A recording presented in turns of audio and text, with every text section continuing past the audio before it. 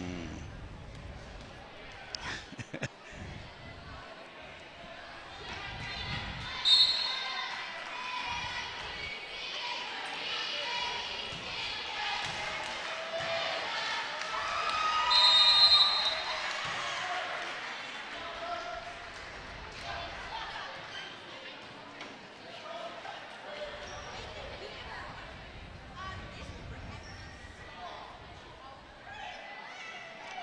Live from the Albert Allied Gymnasium on the campus of Nevada Union High School. Touchdown Productions, simply the best in high school sports television, is proud to present the Lady Miners Road to Arco Arena. Tonight, in their quest for a second consecutive league title, your defending Metro League champion Nevada Union Lady Miners try to take one back from the McClatchy Lady Lions. And all the basketball actions coming up next on your NorCal Game of the Week.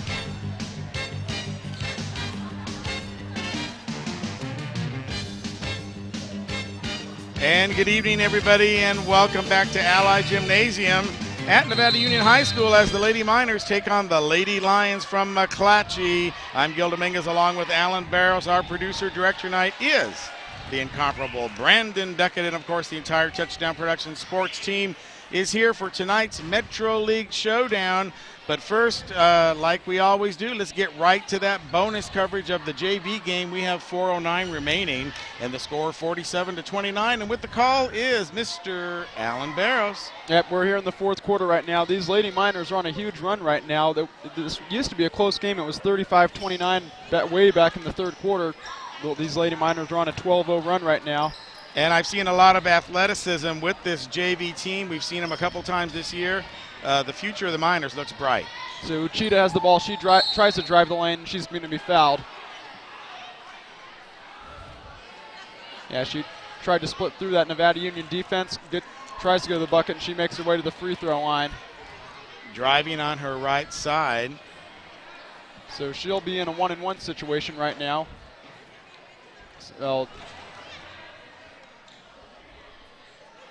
And she makes the first. McClatchy in the bonus. 3:55 left to play.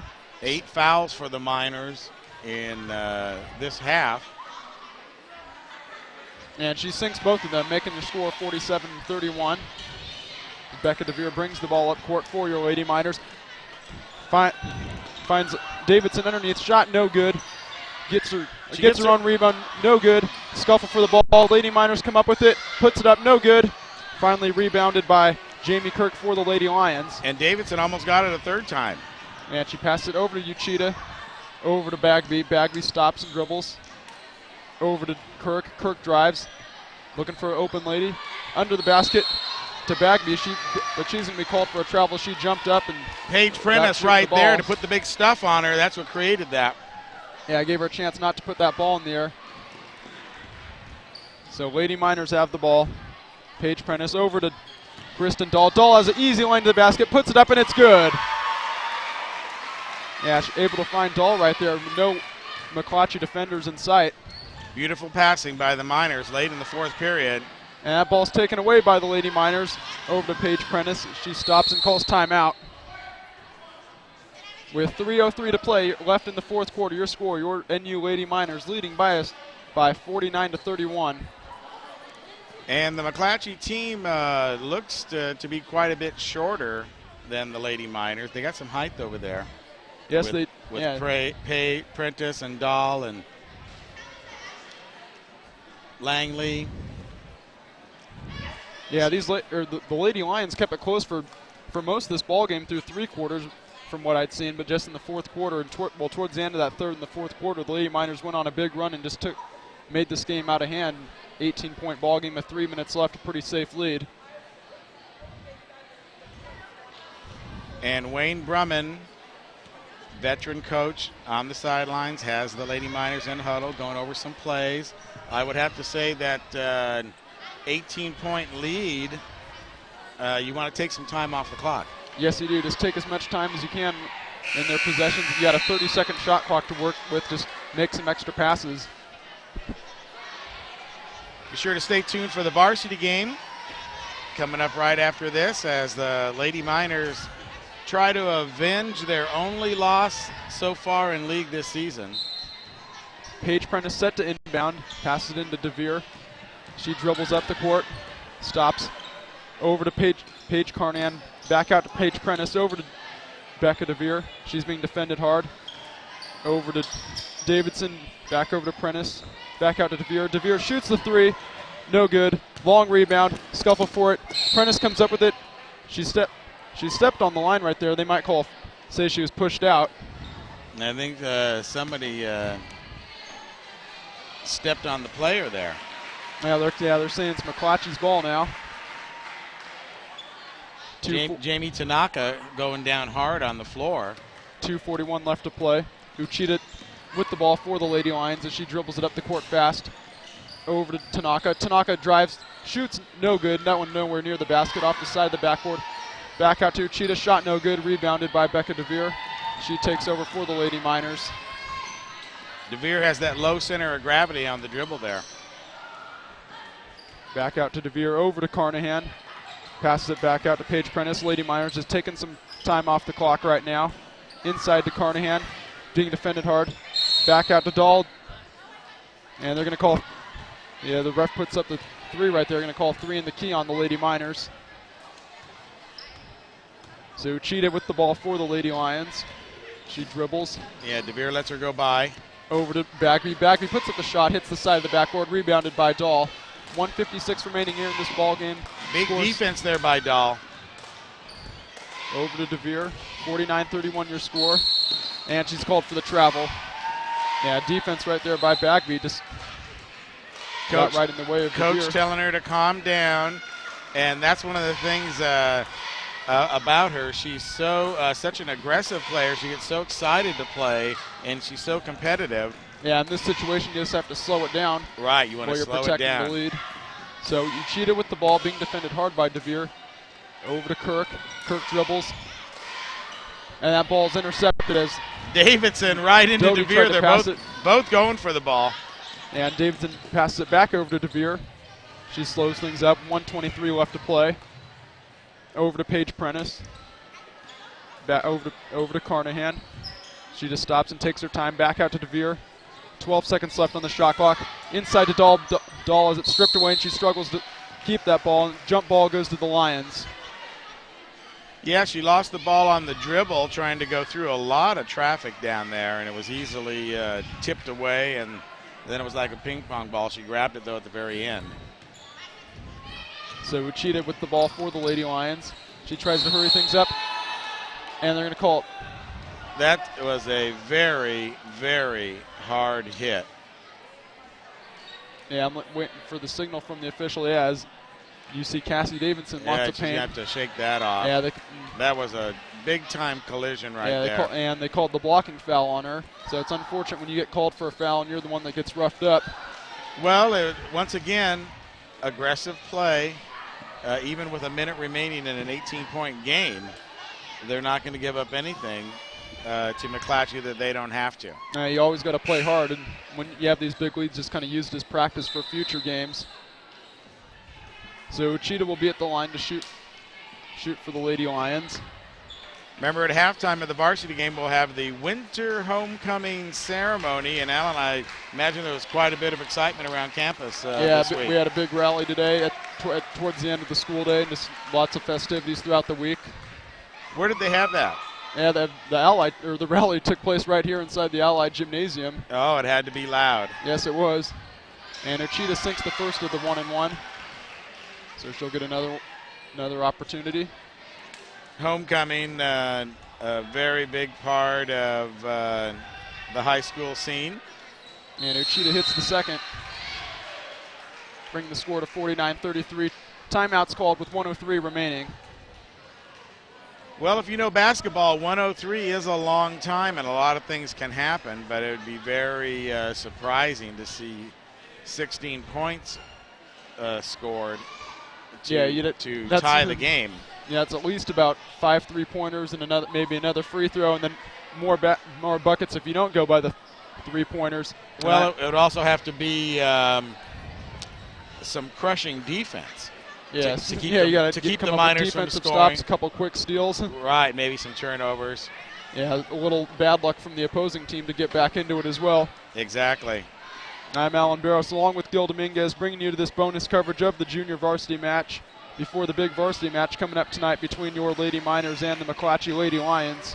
Yeah, I've enjoyed the bonus coverage this year. Heck, we saw the end of some great games. Yeah, it kind of gets the viewers to see a look of what's in the future for the Lady Miners varsity program.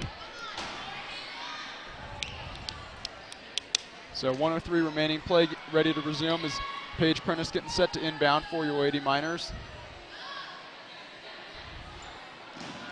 Into Carnahan, back out over to Prentice. McClatchy putting on the press, over to DeVere. DeVere passed it over to Morgan Mitchell. Morgan dribbles out of traffic. Over to Prentice. Prentice dribbles, back out to Mitchell, over to Becca DeVere. She looks for an open player, back out to Carnahan. Lady Miners just trying to work the clock right now. Back over to Prentice. Prentice dribbles inside, stops, and it looks like they're going to call a foul. So that foul's on Allison Doty for the Lady Lions. Prentice getting set to inbound. 5 left on the shot clock. Into Dahl. Lady Miners need to shoot soon now. Morgan Mitchell puts up the shot, no good. That one doesn't hit the rim, so that'll be a shot clock violation, and the Lady Lions will take over. Just over 30 seconds left to go in this ball game. 49-33 your score in favor of Nevada Union. And I'd have to say the refrigerator door is closing, the butter's chilling, and the eggs are getting cold. And Lady Miners will be called for a foul. Uchida goes to the ground. 23.8 left to go. Local basketball junkie Rob Hodges in the house tonight, sitting right behind us. We'll see if we can get a word with him later. They just retired his daughter's jersey. Yeah, we were there to see that last week. Over at Forest Lake, nice right? ceremony. And quite an honor to have your jersey retired by any of the schools up here. Yeah, she was the first, I believe, at that school to ever have a number retired. Very first right to have her number retired. So congratulations to Brooke, and we were very privileged to be able to see her play all 4 years. Yeah, she was a great player for that squad. And follow them all the way to their state title that they had in 05. So 22 left to play. DeVere brings up court, 49-35 the score. Morgan Mitchell with the ball now. She's just going to try to run this clock out. Over to DeVere. Back out to Carnahan. Over to Mitchell. Mitchell dribbles back over to DeVere. DeVere has it. She's just wasting time right now, and that's the end of this ball game, folks. Yeah, the referee's unlikely to call any fouls there in the last few seconds. Yeah, if it was a closer game, they'd call it, but the game not in doubt at 49-35, and so the Lady Miners continue to take care of business. I saw these girls a lot during the summer league, and you could tell that they were going to have a great nucleus. And Coach Brumman has just done a great job with them. Second year for him, doing the junior varsity for Duwaine Ganskie. And that varsity program is going to benefit as the Lady Miners take the court on homecoming night here at Nevada Union.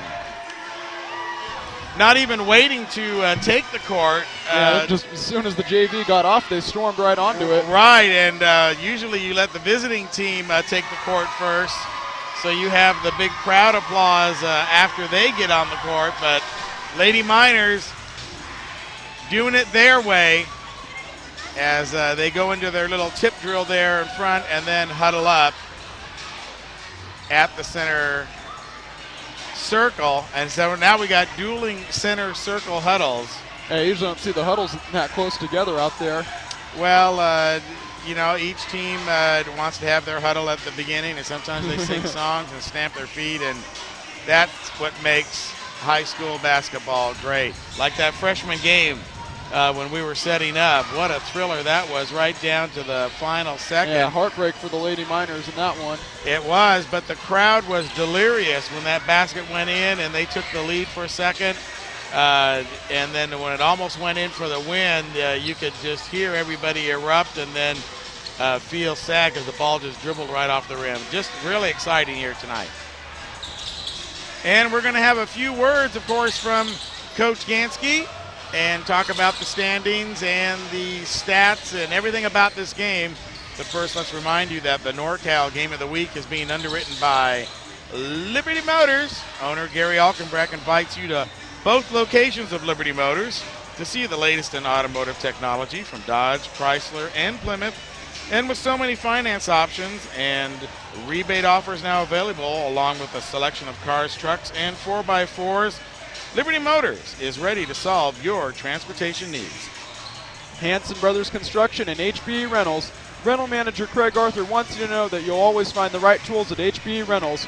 He carries only the best from Caterpillar, John Deere, Bobcat, and Kubota. And now that HBE has expanded, there's even more room for the professional rental equipment you need. That's Hanson Brothers Construction and HBE Rentals. Golden Green Equipment Rentals. It's time to finish those winter projects with the help of Golden Green. At Golden Green, you'll find brand new John Deere tractors for any lawn or garden need, along with trenchers and walk-behind tillers. They even have U-Cart concrete service for those small jobs right around the house.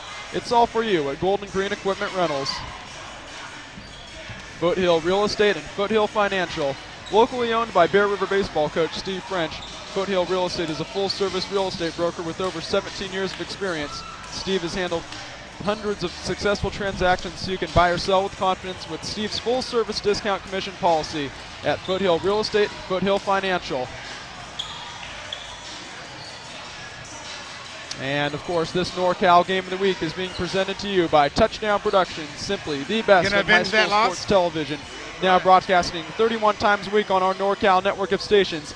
This is Alan Barros along with Gil Dominguez saying thank you for choosing us tonight as your family's entertainment. Be sure to join us next week as we continue to follow all the local teams on the road to Arco Arena and the section title.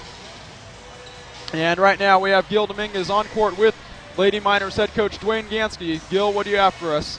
Nice job there, Alan, on the mentions. And yeah, I have Coach Ganskie here with us. And 2 days this week, we get to see Lady Miner basketball on the air. That's awesome. Good stuff. It is good stuff. And much bigger crowd tonight here. Bigger game for the Lady Miners. Yeah, this is our biggest game of the league season, so hope we can put on a good show. Now, you got to take them one at a time, and these Lady Lions gave you guys a little setback over at their place. But in retrospect, did they take it something from the Lady Miners, or did the Lady Miners just maybe not play up to their potential? It was both of those things. McClatchy played excellent. We didn't play very well. It was one of those road games where it just seemed like nothing went our way. So, we're hoping that can't get any worse than that. We're hoping for a better outcome tonight. Now, some coaches say they don't want to lose it all, of course, and I've never been a coach, but it seems to me that when the teams do lose one, they learn something from it, and in some ways it makes them better. Well, yeah, you don't like to lose, but when you do, you want to make sure you glean something from it. And we came out the next game against Kennedy, played one of our best games of the year, so, you just never know how your team's going to respond, and I was real pleased with the way we rebounded after that loss. What did you say to the girls tonight before they took the court? Show some poise, protect our floor, do the little things that add up to a big win. You can't try to win everything on one play. You got to just do one play at a time and do it the right way, and that'll be a productive night for us. So you just want to be in position to win at the end, or do you want to come out early and make a statement? Yeah, we'd love to blow them out, but you can't count on that. You just got to hope you're playing hard and playing well, and if you got a chance at the end to win, that's a good thing. Now we haven't seen the Lady Lions on the telecast. What can we expect from them? Who should we look for? Well, they play a 4-guard offense most of the time. They got a lot of good shooters. Ori, number 14's got 51 threes or so. They do a great job of penetrating, and then their big girl, number 33, Foster, is right there around the basket. If you come off to help on the penetration, they get the ball to her, and she finishes real well. So they're very disciplined, very good ball handling team, good shooters. We didn't defend their penetration well at all last time. We got to do a better job on that. And, of course, like you said, the home court tonight and next week with Kennedy as they come in here. Second season for you and 2 exciting seasons coming right down to the end. You can't be much happier than that coming over from Bear River. Well, no, we got a great league. The Metro League's a very competitive girls league, and we're right in the thick of it again. Last year came down the last game. We're hoping. Well, we'd like to wrap it up earlier. If we could win next Wednesday, we could actually clinch a tie if we win tonight and Wednesday. But one way or the other, we hope we're still playing for a league championship right down to the end. And, of course, that's the first step, the league championship, as well as a high power ranking. You certainly want to try and get that home playoff game. Yeah, we're still at 4. I think we're going to stay at 4, really, regardless even if we win out. A loss, of course, would drop us, but we're probably about as high as we can get, just the way things have worked out. But as long as you finish in the top 8 in Division I, you get a home game. Of course, the higher you get, the easier your second-round opponent, theoretically. So we're hoping to hold on to that 4 spot. Right, because it's if they win, if they get to that home playoff game and win that one, then it's Galt on Saturday, a little away game. You can be sure to tune in. We'll have that game for you as well as the Lady Miners make their move on the league and their move into the playoffs. Duwaine, thanks for joining us here on the Thanks, pregame. Gil. Thanks, Touchdown, for doing our games. All righty, Duwaine Ganskie there. And Alan, I was telling him that he was going to see a little bit more of us when he made the move over from Bear River to Nevada Union, because we do a lot of Division I games. And I believe with the 2 playoff games that we have planned, that'll be 8 Lady Minor games so far this year. So lots of great coverage for them. Let's get ready and throw it back to you. Thank that second set of underwriters. We'll take a look at some standings and get ready for some homecoming basketball here as the Lady Miners take on the Lady Lions from McClatchy on your NorCal Game of the Week. And we'd like to remind you that this NorCal Game of the Week is being underwritten tonight by Greg Segezi, Nevada County Realtor. Nevada County is Greg Segezzi's neighborhood, and he knows Nevada County like only a 6th-generation resident can. Now that he's teamed up with ERA Cornerstone Realty Group, he can bring his knowledge and experience to work for you. From bare land to commercial properties, Greg knows how to get. Greg Segezzi, Nevada County Realtor. Tripp's Auto Body and Paint Shop. Accidents do happen, and that's why the Tripp brothers, David, Todd, and Daryl, specialize in collision repair and work with your insurance company to get you back on the road quickly. The Tripp brothers have been your friends and neighbors for many years, so let them show you the difference customer service makes at Tripp's Auto Body and Paint Shop. Plaza Tire and Auto Service. Plaza Tire is the official automotive repair facility of the Game of the Week. The guys at Plaza always keep the Commander up and running so you don't miss a single game. So when the Commander is down, they're sure to get her in and out in a hurry, and the pros at Plaza Tire can get you in and out of a hurry as well. Plaza Tire and Auto Service. Professional auto repair done on your schedule, not theirs. And by Walker's Office Supplies. Mike Anderson and the staff at Walker's specialize in ways to make your business and home be more efficient. You can even order over the phone and they'll deliver it to you in just one day usually. That's why they carry a wide selection of office products and office furniture in their Main Street facility. That's Walker's Office Supplies. And this NorCal Game of the Week is being produced by Touchdown Productions. All of our telecasts are now available for you on DVD, so if you've played any high school sport since 1997, we've got you on the Game of the Week. That's right, every sports broadcast in our vast library is now available for you on DVD. Just contact the Touchdown Productions office to see if we have your game.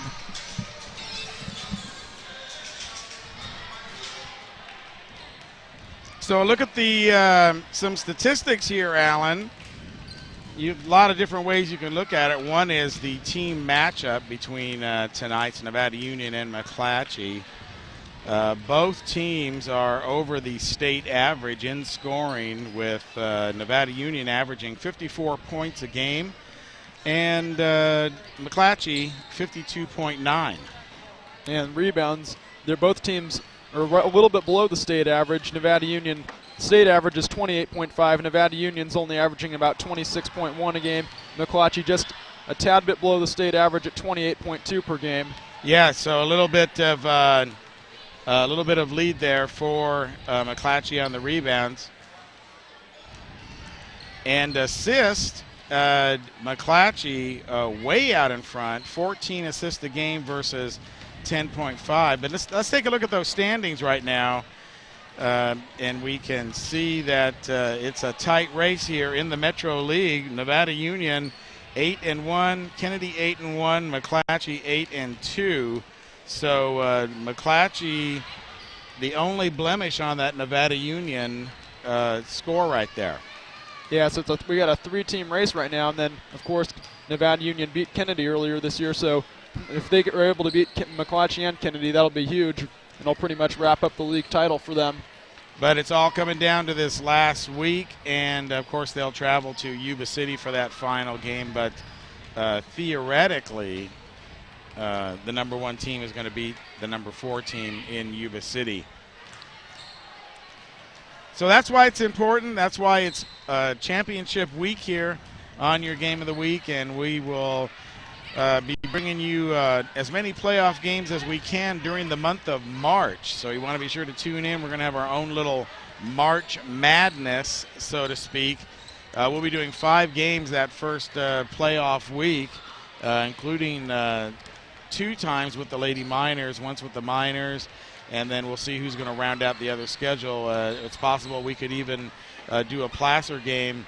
They had a tremendous victory last night over Del Oro, so congratulations to Tony Camalucci and his girls as they beat Del Oro. They lost to Del Oro over at their place, and now can have a share of that Sierra Foothill League title, and we'll take a look at that later when we see the standings for that league. Yeah, lots of good basketball action in the Foothills. Pretty much every team that we cover is in the would be in the playoffs if the season ended today.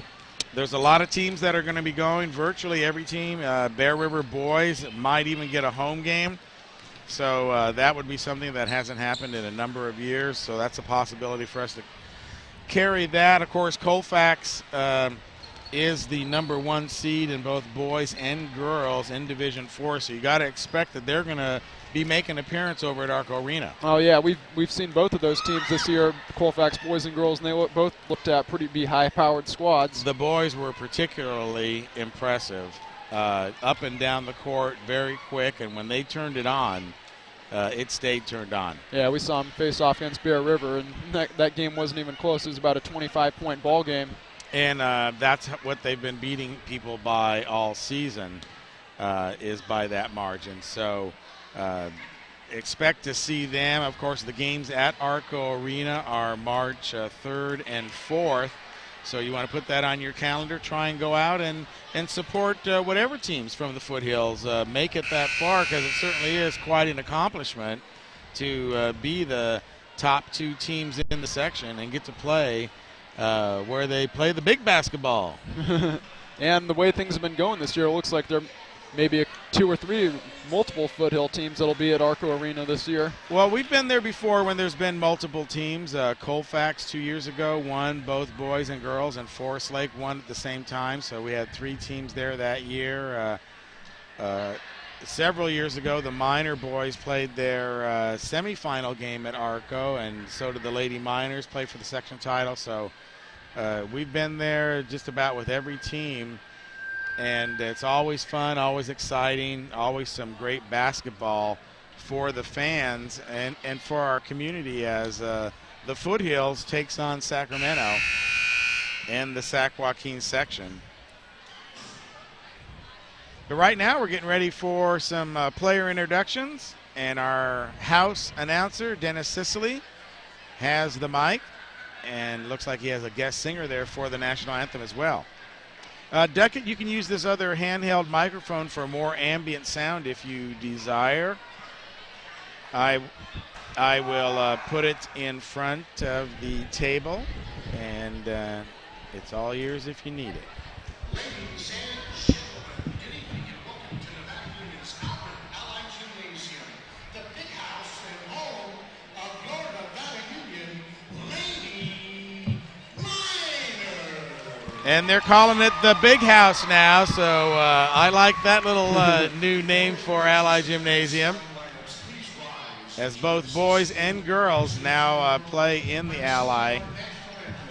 And it's really a big crowd tonight. I'm not sure whether the West Gym could have handled a crowd like this. It would have been wall to wall.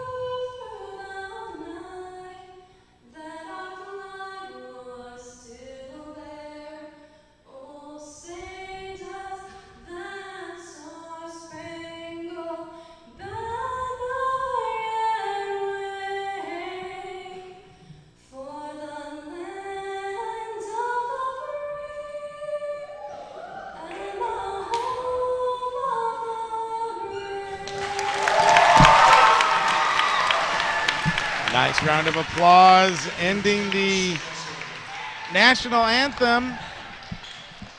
And speaking of national anthems, we now live in a post-RC world. RC Cameron off to the Navy.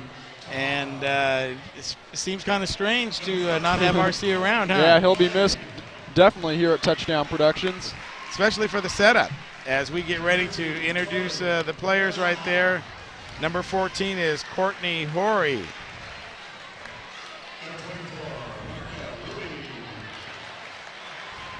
Marissa Louie.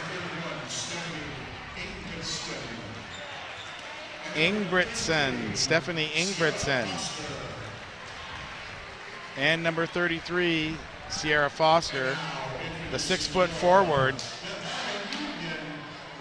And for the Lady Miners, Olivia Jacobs leading the team in 339 points. And Olivia Jacobs 37 three-pointers. So really scoring inside, scoring outside. Yeah, I think she's leading the league in points as well. Let's meet the rest of them though. Sarah McAtee, 6-foot sophomore. And her partner from Union Hill School, Caroline Reeves. And Matty Perky, one of the two seniors on this team. And looking at the rosters from both squads, not a lot of seniors on either side. Maria Viola, and here's Olivia Jacobs. We were talking about some of the team leaders, field goals, three-pointers. Olympia, Caroline, and Mackey. Look for them to shoot the three tonight. Rebounding, Sarah McAtee really dominating there in that wing and post position with 163 rebounds. Only Christian Woodruff has 110 with Viola 95.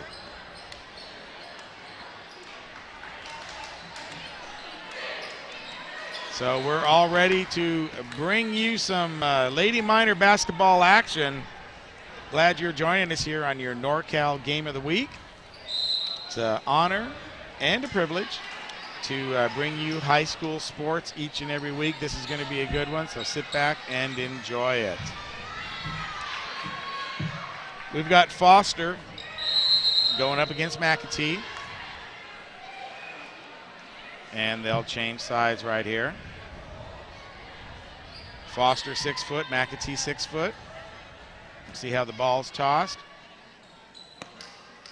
And who gets a little bit better jump here.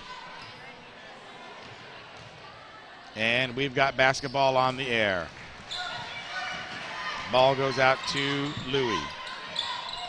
Out to the outside to Horry. She'll pass down low.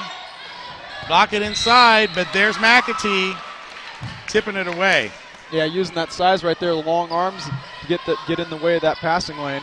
Well, she clogs up that middle real well. There she did again, even on the inbound pass. So trying to run a little backdoor play to Foster. And the Lady Miners, they know that they've got something to prove tonight. They didn't like losing to these girls the first time, and now things are much more on the line. And homecoming night, you always put up your best effort as well. Well, that's true also. Ball comes into Louie. She dribbles down inside. Big block there, though, by Viola. Here's the pass all the way. Jacobs, she scores! Olivia Jacobs coming on the outside, and Reeves saw her, got the ball over there. 2 points, Lady Miners. Now the ball's the outside. Ingebrigtsen, she'll shoot. Off the rim, falls in short. Right on the line, battle for the ball, and taking it away by Viola. And they're going to say she stepped on the line prior to taking it away. Yeah, Lady Miners defense looking strong in the early going, knowing they got to put up their best effort to come away with the W tonight. Very aggressive as Reeves brings the ball down court. She dribbles, she looks, passes out, over to Perky. On top of the key now, Viola, out to Reeves, back across to Perky. She'll shoot the three, around the rim, no good. Rebound Louie, she brings it up on the right-hand side. Now she takes on the top, dishes it over to the side to Horry. Back over to Ingebrigtsen.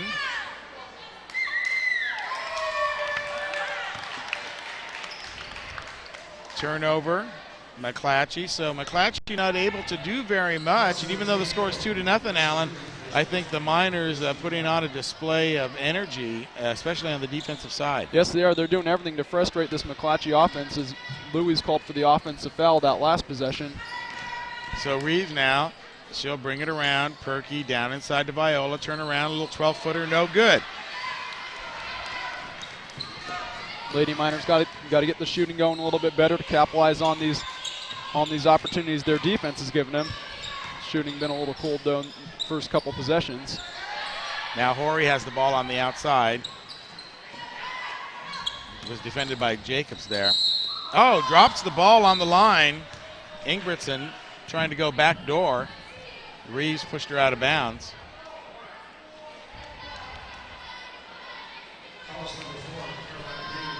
Early in the first period, 6:07 remaining, 2-0. Real defensive game so far.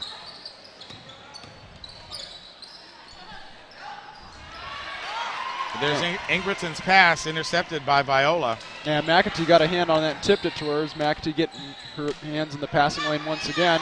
And there's a nice jumper by Viola as the Miners take a 4-0 lead. Louie now looking for the open man. She'll pass it over to Horry. Horry looking top of the key to Ingebrigtsen. Back over to Louie. There's a pass. I don't think it was meant for Ingebrigtsen, but she caught it. Down inside low to Foster. Put it up and she's fouled. Yeah, I can imagine McClatchy's going to try to get into Foster a lot as she is one. She has some size down there, and eventually if she puts it up down there, she'll be fouled, as she was right there. Well, I think the key is to keep it out of her hands, and I think that's what the Miners have been doing so far. There's a look at Foster right there as she sets up, leading the team in blocks and also in rebounds with 213. And we can certainly see why at 6 foot. Just a junior, though, so she's got another year to play. Ball rattles around, finally falls in. And we've got a 4-2 ball game as Reeves brings it up. Crosses the half court. Now out to Perky.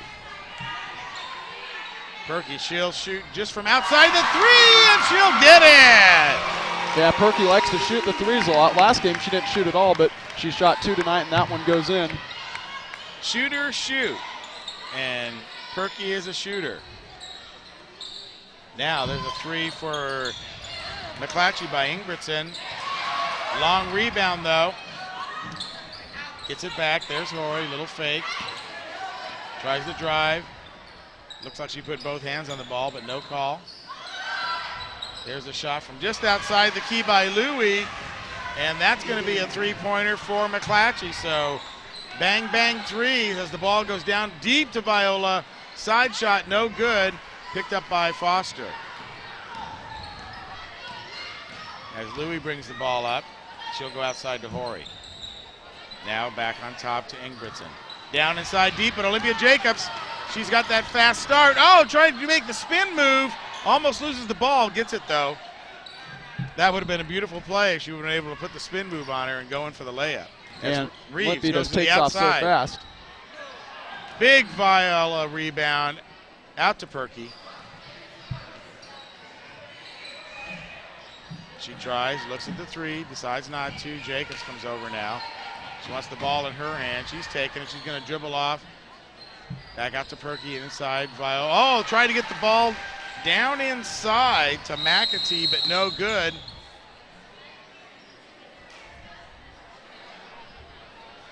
And we're going to have an officials timeout. And McClatchy's starting to put on some defensive energy as well to match the Lady Miners. Well, you're coming into their house, and they know it's homecoming as well. You already beat them once, so you want to go out there and maintain that psychological battle that you had over at your house. The referee's discussing something right now. They didn't like something. I saw one of them was limping maybe. Yeah, I think there was an official's timeout that was called. Right, it was. So something's not right on the court, and they're consulting both coaches. Yeah, it gives both teams a chance to get a breather. Unexpected breather. So now they're heading into the locker room or into the first aid bag. And we might have an injury here. I see him, he's like dragging his ankle right there. And, you know, I think we need two officials for the game, so it'll be interesting. Yeah, I don't think they bring an alternate with them most of the time. Probably only in the NBA. Yeah, I think maybe some playoff games they have an alternate, but not tonight. I see Gene Smith over there in the crowd, sitting right next to Brad Dalbon, the defensive guru for the Miners. Yeah, film specialist as well. Does a great job cutting up the film for us every week. And so they're taking in the game tonight here on homecoming. Stacy Hicklin up there talking to Louise McFadden. So plenty of familiar faces here in the crowd, as you might expect for homecoming night. Got the Murph over there on the far sidelines. Athletic Director Steve Pilcher's in the house. You know, he's just everywhere. Yeah, well, of course, it's an athletic event. He'll be there. He'll be there, that's right. So they're bringing the ice out, and as we were saying, you know, there's some injury going down. I don't see where the ice is being applied, though, but I think it's going to be on his ankle. Well, he gave it back. Well, maybe he's going to try and gut it out. But unfortunate to stop the momentum of the game, though, Alan. Well, the Lady Miners had a lead, but the last couple possessions, McClatchy was able to come up with some defensive stops. They hit that three as well, made it a tighter ball game. It looked like McClatchy the momentum was starting to shift their way. Right, but then, you know, Horry's not going to allow that to happen, and she pops a big three herself, and McClatchy right back into it, 7-5. As Lady Miners and the McClatchy Lady Lions sitting on the bench right now, kind of cooling their heels in this unexpected officials timeout, injury timeout. And as soon as we get some more information on it, we'll be able to give it to you. Maybe why don't you run over there and find out exactly what the problem is. We're going to send over our intrepid reporter, Alan Barros, to go cross court and find out what's going on with everybody, but I think it's his ankle. And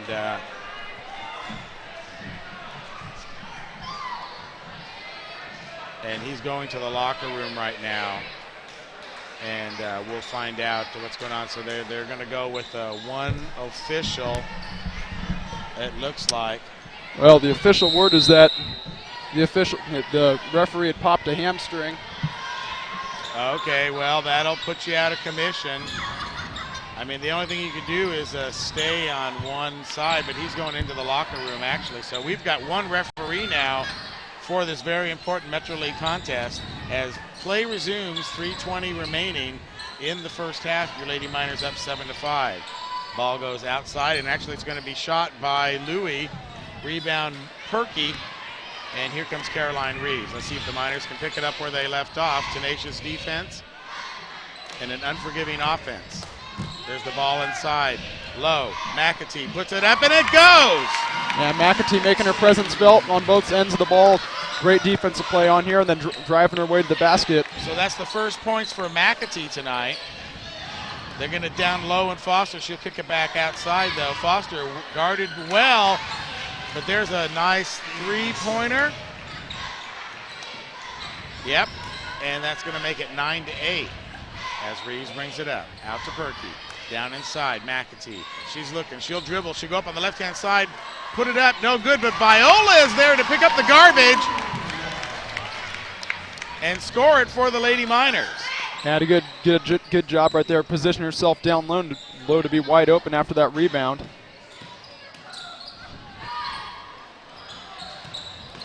Rebound Horry. She's underneath. You know she's going to put it up. She does, but there's McAtee. Can't get the ball. Ball squirts away, kicks it back out. Now they'll reset. Veronica, no good. And the ball goes to Reeves. And timeout right now. Ganskie calling, screaming for timeout all the way over across the way. Finally, the referee hears him. And tight ball game, and just like I was expecting, the momentum certainly wasn't what we saw in the first 5 minutes. Well, yeah, when you have such a lengthy break like that, the momentum from both sides kind of pretty much dies, and it's like starting over from scratch, like as if the game were starting over again. So we'll see if that's going to be a factor in this first period as they get their rhythm back. There was a tenacious game there for the first several minutes. Both sides on defense playing spirited basketball. As McAtee gets set to take the ball out, she'll bring it out to Reeves. Reeves steps on the big Miner on her way across the floor. Out to Reeves. She's going to put it up for three. No good. Big rebound, but over the top is McAtee, and she'll push the ball out of bounds. So McClatchy will take over, but no chance for a fast break as Ingebrigtsen brings the ball in to Louie. She'll dribble out to the outside, out to Horry. Horry, look, swings right, goes right. There's Ingebrigtsen. Back over to Louie. Louie now. Bounce pass broken up, though, by Jacobs just slightly. Pick up the ball, though. Now here's a shot by Horry. No good. Rebound, though, by Hiranka. Hiranka now with the ball going against Jacobs. Body slamming her over there. Down inside now for Foster. Oh, and it's a big stuff by McAtee. Ball comes down into Foster, but that's the way you got to play it, Alan. Yeah, excellent job by McAtee right there to get down those. McClatchy had done a good job with the ball movement, just patiently running their offense until they can get it down low to Foster. And McAtee comes in right there to get the stuff on. And unfortunately, though, for Sarah McAtee, they're saying she made some contact. Yeah, but you want to make her earn it at the line. As we see right here, the ball finally goes into Foster. Shot clock running down. She gets it, but it's a little bit of a long pass. That gives McAtee time to get over there. Big stuff. Look at that. It was all ball. Yeah, that's what I thought when I saw it originally, too. It was all ball. Yeah, I didn't see the contact with Foster's body there. And that's the way to send a message to Foster and the McClatchy Lions that the Lady Miners aren't going to be putting up with that in their house. Players coming in now. And here comes Kayleen Clark, little spark plug in for Viola. First player off the bench, little 5'5" guard. She makes it happen out there, though, as she brings the ball up. Now it's out to Perky. Down inside to Reeves. Kicks it out to Jacobs. There's Kayling. She looks at a three. Goes back over to Jacobs, though. She'll take the three. Oh, off the front of the rim, no good. Here comes Lee now for the Lady Lions. Lee outside to Horry. Back outside to Lee. A little bit of a penetration there, trying to look for Foster. Foster's all bottled up by McAtee. Total denial going on in the center. There's McAtee right there, tipping the ball away. Yeah, that's about the 5th time she's gotten her hand in that passing lane tonight. Well, she's just on her like a blanket and not letting her get anything. It's going to be real tough for them to get the ball into Foster tonight. Foster goes to the outside, now takes the inbound pass. She gets that one. Horry penetrates. Perky there to block the shot. There's Lee with the shot clock going down. No violation, though. McClatchy gets a fresh 30. Out to Lee. Lee yo-yos up and down. She looks left, comes left, waves the team across. She's moving left now, waving left. Nobody's moving, though. There goes Horanka out in the corner. They pass the ball over to her. Back over to Lee. Lee will penetrate now. Stopped by Jacobs. Give the ball out to Horry for a three-pointer. No good. Rebound will be Reeves, and that's going to be the end of the first period. Woo! We got some basketball going on there, Alan. Yes, we do. A little bit of an unusual first period of play right there with the lengthy break in their break that kind of stopped the flow of this ball game, but we got a tight one on our hands, as you'd expect, as both of these teams are fighting for the Metro Conference title. Yep, just what you would expect. 11-10 in a aggressive first period, but also one where play was stopped for several minutes while the official tried to attend to his leg and not going to really be able to come back from that, I don't think. Well, we have 2 officials back out on the court now. Well, anytime you pull your hamstring or it gets tight like that where it might pop, we didn't really know what the extent of the injury was. He's right in front of us, and maybe we can find out what happened to his leg. You want to get the cables tied up. He's talking to one of the fans right here.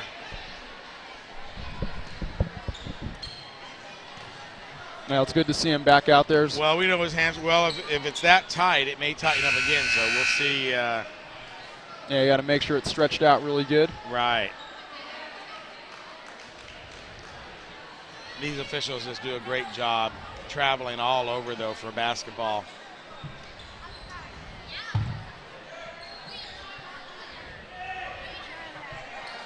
As McAtee gets set to bring it in for the second period, and play is resumed right now with Kayling bringing it up out to Jacobs. Long cross-court pass over to Kayling. McAtee puts it in, and she's fouled. So Reeves putting the ball up, no good. McAtee just on the other side gets the rebound, puts it up, and she's fouled. Yeah, McAtee's definitely came to play tonight. Well, she's got a tough assignment on Foster. And she's handling it extremely well, though, in the early going. Yeah, she sets for the free throw, and it's good. So Lee brings the ball up now, 14-10 in favor of the Lady Miners.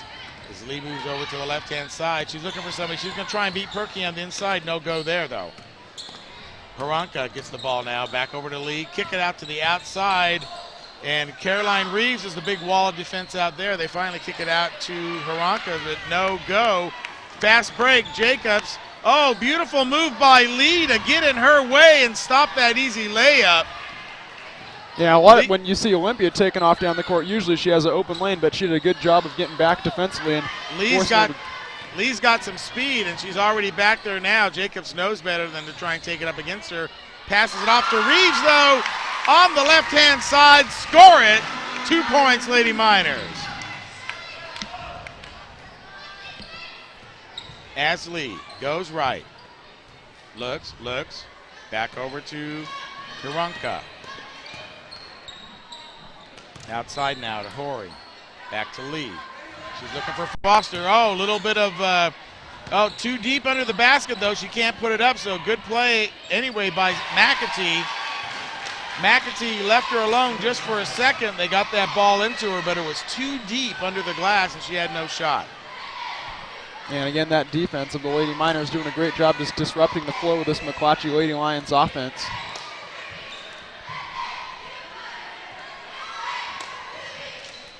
So now it's Perky. There's Jacobs. Outside to Kayleen. Little scramble for the ball there underneath. Reeves gets it, tries to push it away, but they're going to call it a jump ball. Possession arrow in favor of the guest.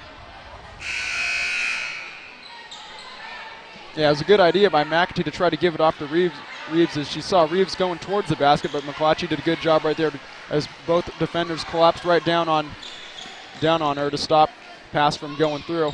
Ingebrigtsen comes back in now. She's going to get the ball to Louie.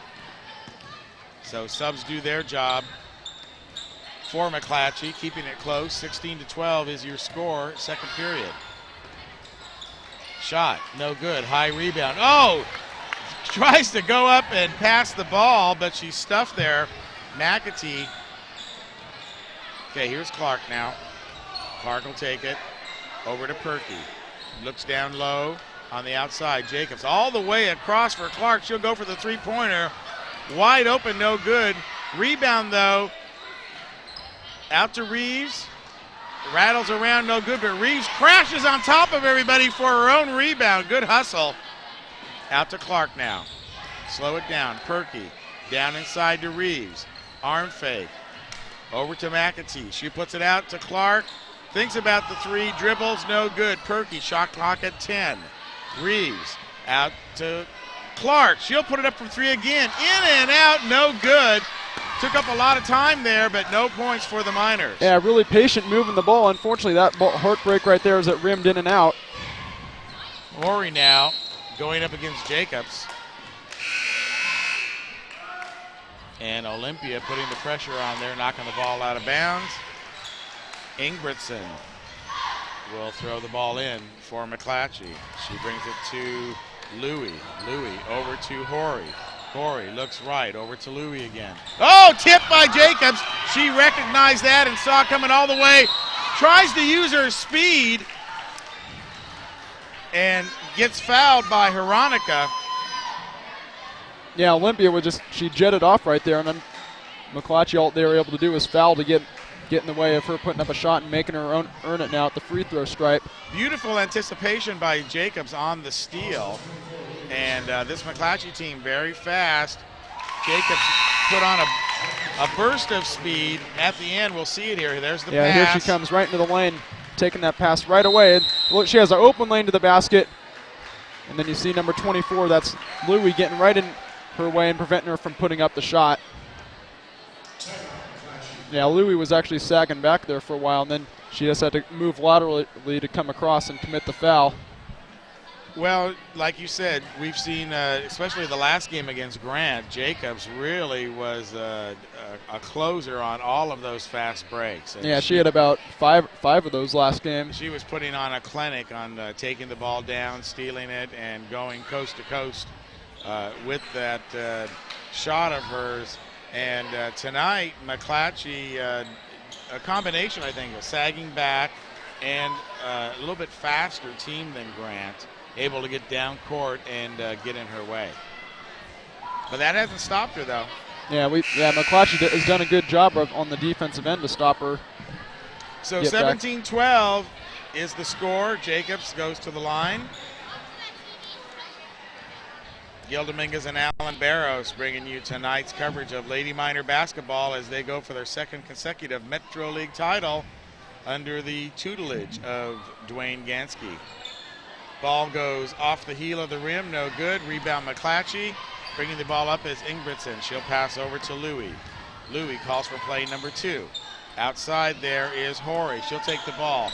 Down inside now to Foster, puts it up, got away from McAtee there just for a second. Yeah, I went right behind McAtee and they were able to get a wide open look at the bucket. Well, that's going to happen. Occasionally she is. I mean, you can mitigate that a little bit, then you're going to have success. There's the ball in over to Wardell. Now back to Wardell. Out to Clark. She pauses. She looks. Jacobs. Oh, down inside alone is McAtee. She puts it up with the left hand over Foster. Kind of used her right arm to just shield Foster off a little bit. Nice left-hand hook by McAtee. Yeah, and a great bulk of the Lady Miners' offensive success has come by getting the ball down low. Rebound McAtee here after a shot by Horry that was no good. Clark crosses the line, sets up the offense. Swings it outside to Jacobs. Wardell underneath, and Jacobs thought that she was going on a cutter. Threw the ball over there. So nice heads-up play by Jacobs as she's looking for the cutter. Wardell makes a move into there. Yeah, she just kind of stopped right when she was Foster just trying was to out in her way. reposition herself. So Louis brings up the ball. Outside to Horry. Swings it left. Looks. Working against Wardell. Now outside. Well, top of the key now. Over to Hanukkah. I think I've called her every name tonight. There's a shot by Ingebrigtsen. No good. Picked up by Wardell. Loses the ball on the dribble. But they're going to call...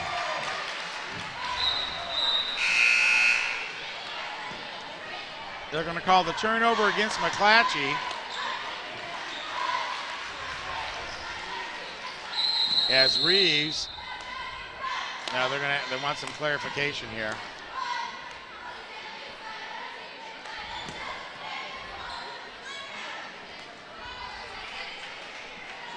And Harvey Tahara gets his clarification that he needs, and the game goes on. Clark bounces it over to Wardell. She's over the three-point line, puts it in though. No good. McClatchy comes down, tries to set it up. There's Louis. She'll go left. She's going against Jacobs. She's not going to go far. Kicks it outside, back over to Louis on top. Jacobs right there, all over her like a blanket. Yeah, she's going to pick up that foul, though. Unfortunately, she wasn't able. She kind of leaned in too far and was unable to pull back in time. Well, the aggressive play of the Lady Miners continues on here at defense, the 19-14 game. And, it's paid off, allowing only 14 points throughout late here in the first half. Louis gets the ball over to Horry. Ball drops out of bounds. They're going to call it tipped by Wardell. Okay, ball comes in to Horyanica.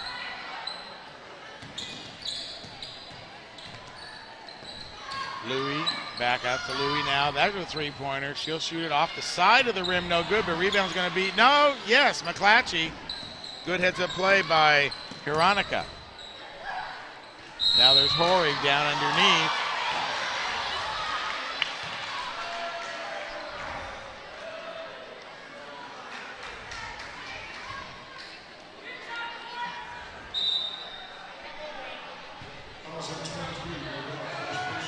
So foul on Wardell. First personal. 5 fouls for the Miners. The non-shooting variety, and Ingebrigtsen will bring in the ball. Takes it outside to Foster, who leaves the center right now for the time being. Horyanica now. Foster shielding right there, tries to run the base play over to Horry, puts it up, no good. Jacobs looking down court, nobody there. She'll have to slow it up. And tried to stop and then slowly put that right foot in front of the left foot like nobody could tell. Yeah, the call took a little while right there, as you saw. Because she did it so slowly. Yeah, you saw McClatchy head coach Harvey Tahara right there screaming for that to be called.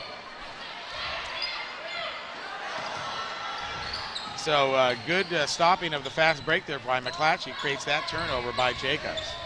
Now Horyanica has the ball. Over to Ingebrigtsen now. She'll take a three-pointer. Short, front of the rim, no good. Rebound is Woodruff. Now they got a fast break, no numbers, but they have Jacobs. She puts it up, no good. Rebound is by Wardell. She puts it up and she's fouled. So 11-10 was your first quarter score. And Lady Miners holding the Lady Lions only 4 points here this quarter. And, you know, for as aggressive as the play's been on defense, the fouls have been, you know, they haven't been too high, really. As Wardell shoots her first one, it goes off the back of the rim. Off to the right, no good. She can make it 20-14 here, and she does.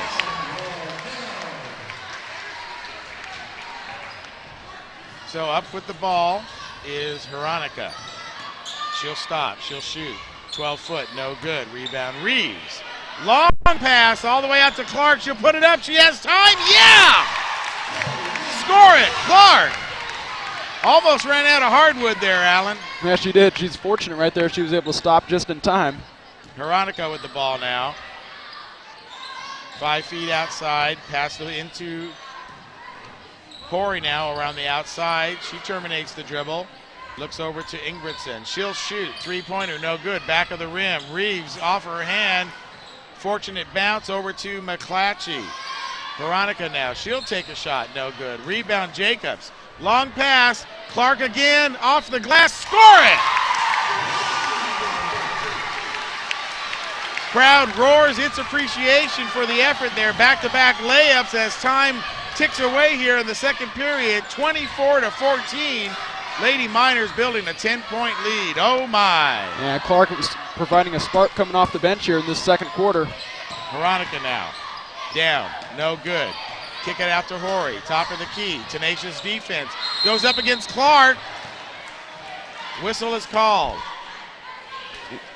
You know, I think that's a good foul to commit at this point right now. She would have had a free lane to the basket, just getting her way. Well, the McClatchy Lady Lions completely frustrated in this first half by the defense of the Lady Miners, which just seems to get stronger and stronger every time that we see them.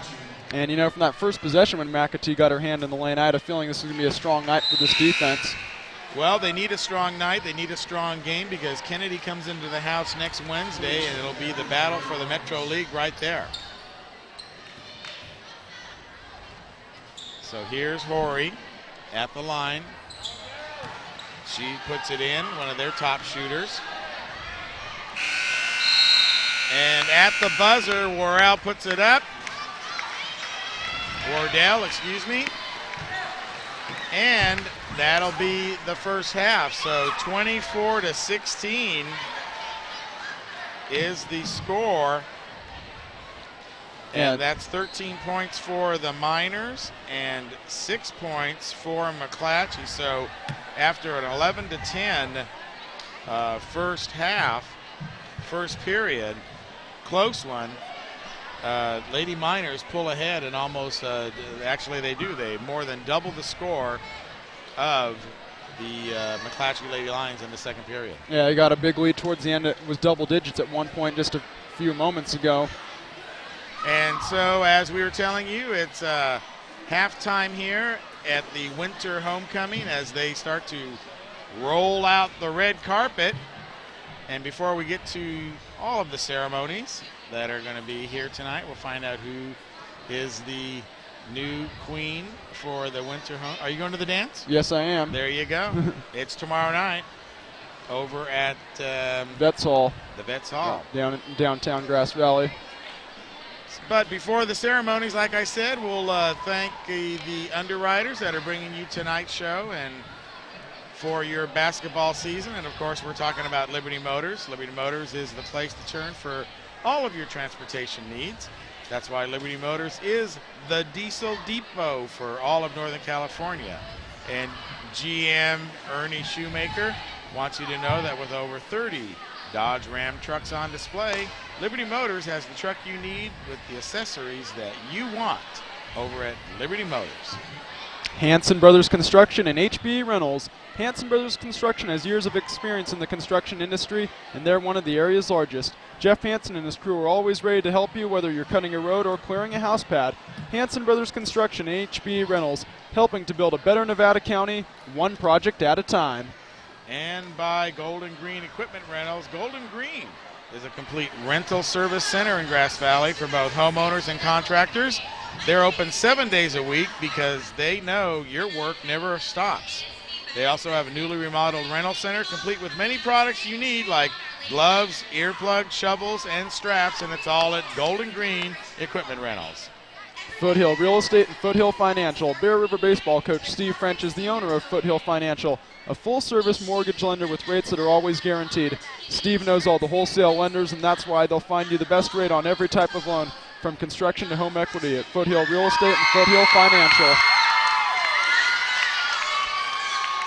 And, of course, by Touchdown Productions, simply the best in high school sports television, and tonight, the best in winter homecoming coverage as we turn our attention over to the PA announcer.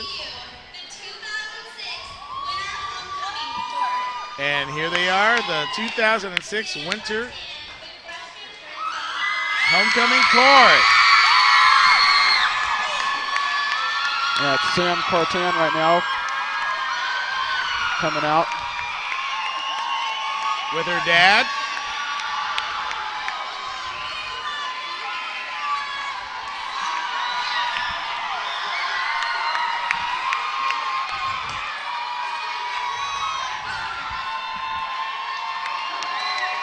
And Nick Kinsella now coming out, sophomore.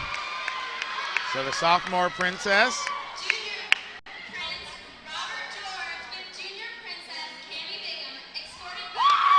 And Robert George along with Cammie Bigham.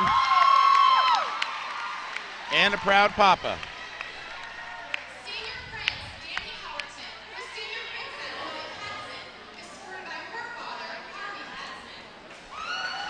And Molly Katzman and Danny Howerton.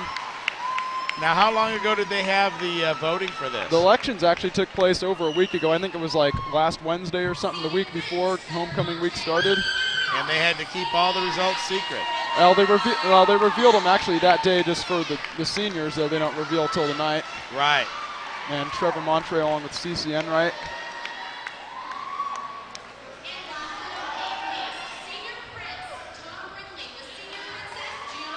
And finally, Tom Brindley and Gianna Segezi. And I was talking to Greg about this earlier, and he said that means he's got to go out and buy a dress.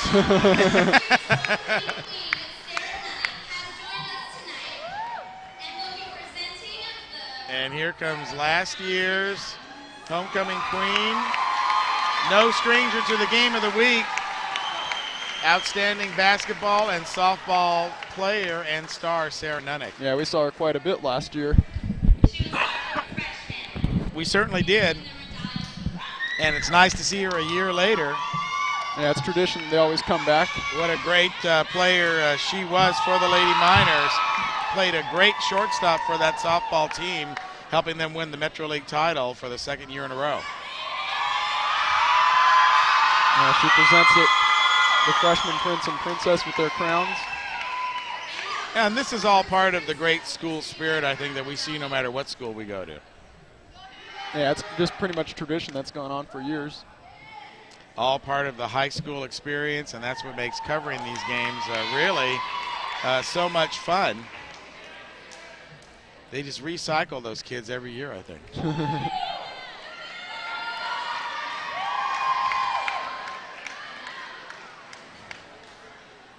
So the sophomore princess gets her flowers.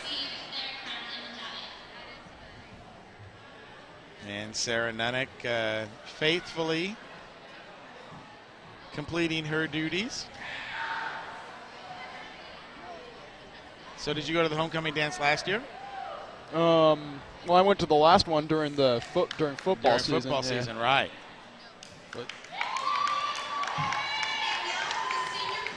And here comes and Danny Howerton, the second runner-up for Senior Prince.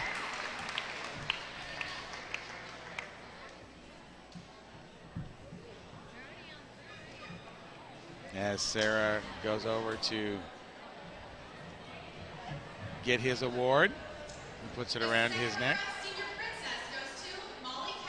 And Molly Katzman, the second runner-up princess this year. So that makes the tension building then.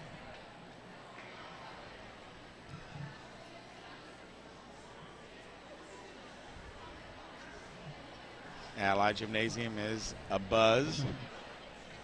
A lot of photographers down there on the floor competing with Chris Glass for the best shots. Although I think with 3 cameras we got him beat. And Trevor Montre for the runner-up prince. And so that means the king Will be Tom Brindley. will be Tom Brindley. And I've known Tom for about 6 years now, since I'd moved up here. So Tom Brindley and then Andrew Jackson from the fall. Yep. And CC Enright, the first runner-up princess. So that means that Segezi is going to be the queen. Gianna Segezi and Tom Brindley. But we'll wait for the official award here. I'm going to go out on a limb, though, and predict those two.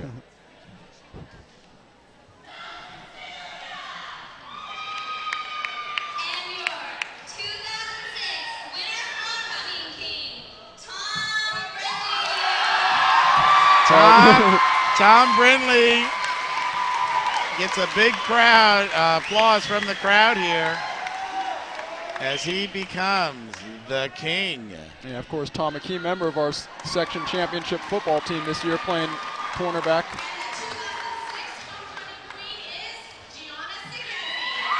And Gianna Segezi, who upon hearing of her nomination, Greg was telling me, said she didn't know if she was queen material or princess material, but obviously she is and was elected, and congratulations to her. Look at how proud Greg is back there. I think he's going to tear up.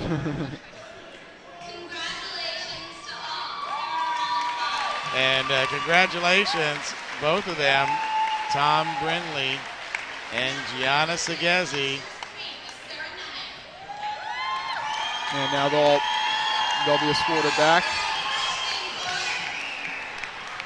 As Sarah Nunnick makes the long walk back down the red carpet.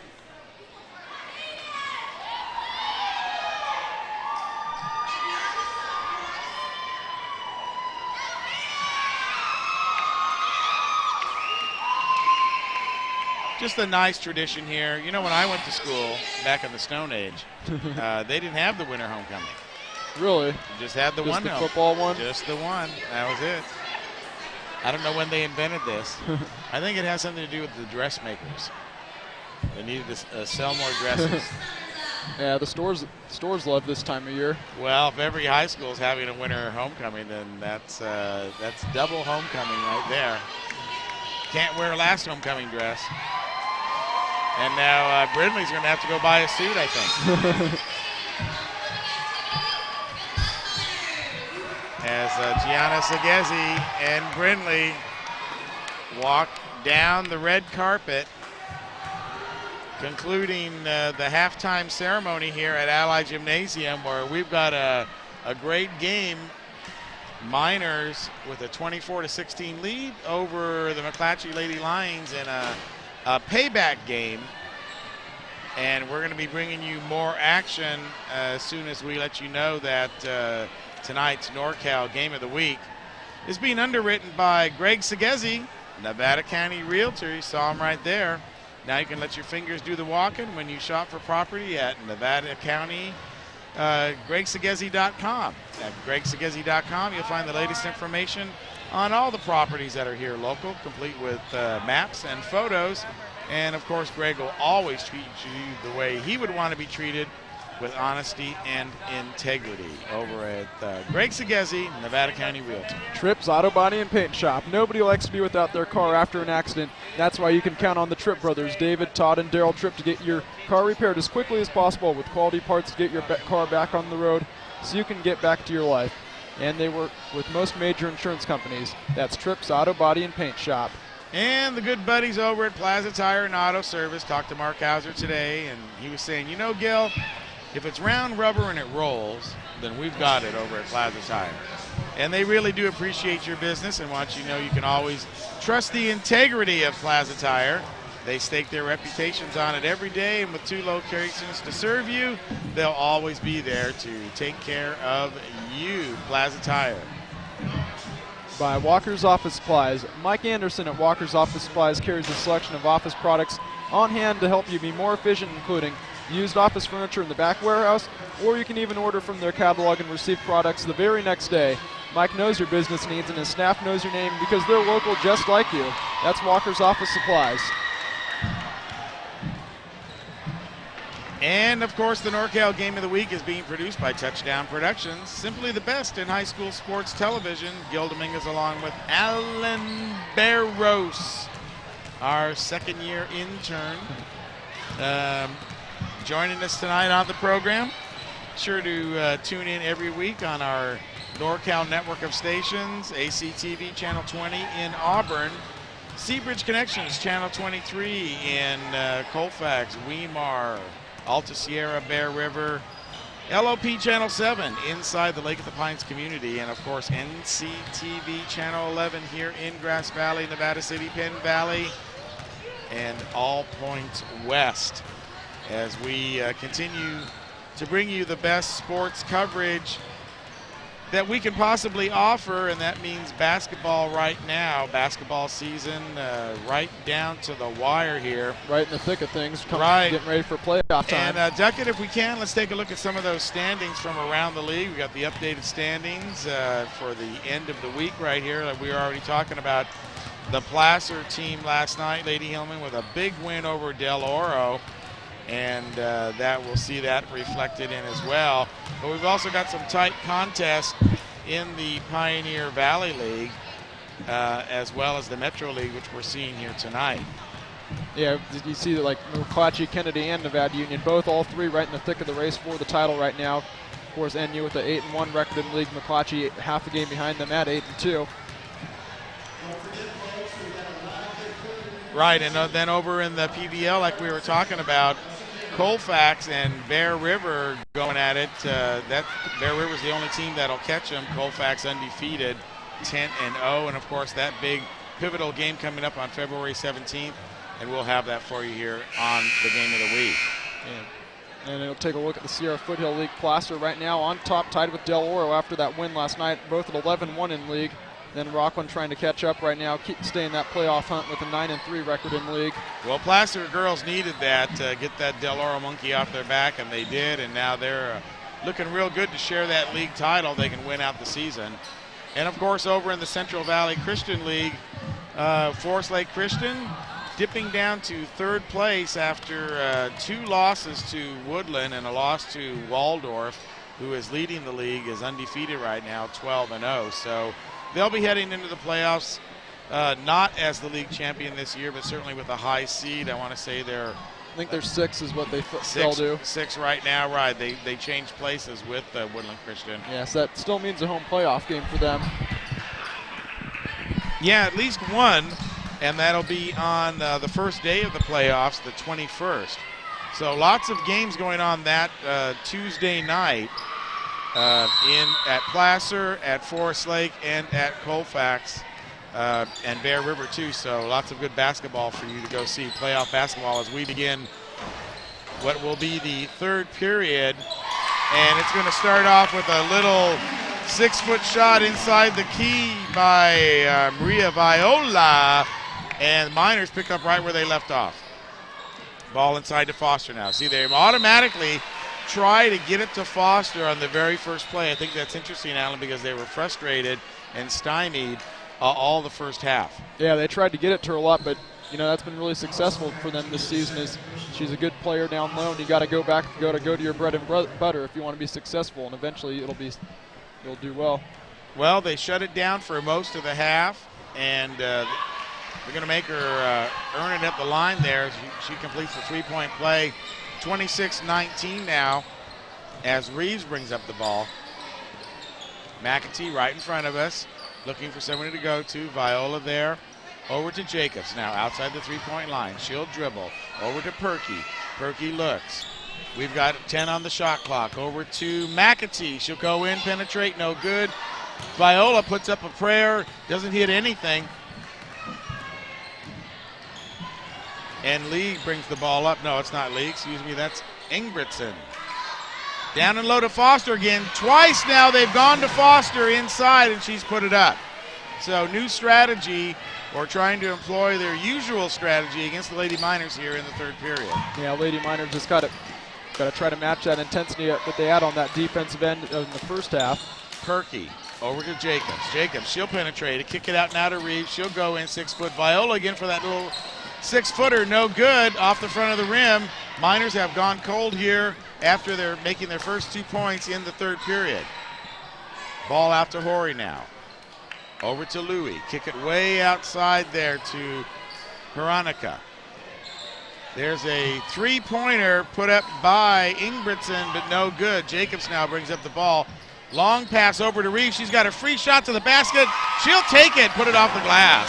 Yeah, they did a good job right there of catching that side of the McClatchy defense.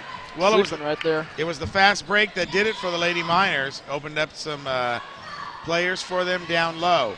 Now here's Horry. She'll take the ball. Oh, big block there by Viola on Louie as she tried to shoot a three-pointer. Reeves will bring the ball up now. Half-court game.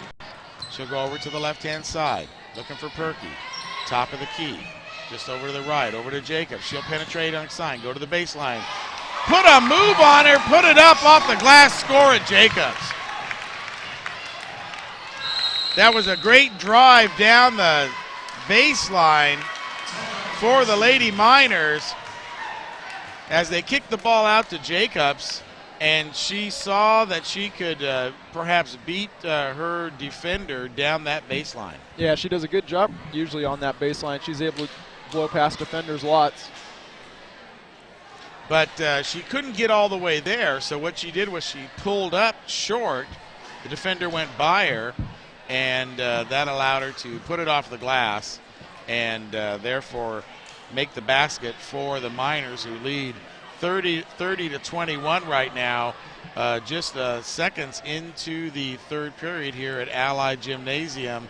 Thanks for sticking around with us on this very pivotal Metro League game here tonight as the Lady Miners try to avenge the loss that they had earlier this season against these Lady Lions. And Alan, I think they're coming out with the right attitude. Yes, they are. Just you can see a really spirited performance right now. Lady Miners really playing hard, putting all the energy into this, because that's what's been driving them, this energy from the defensive side of the ball tonight.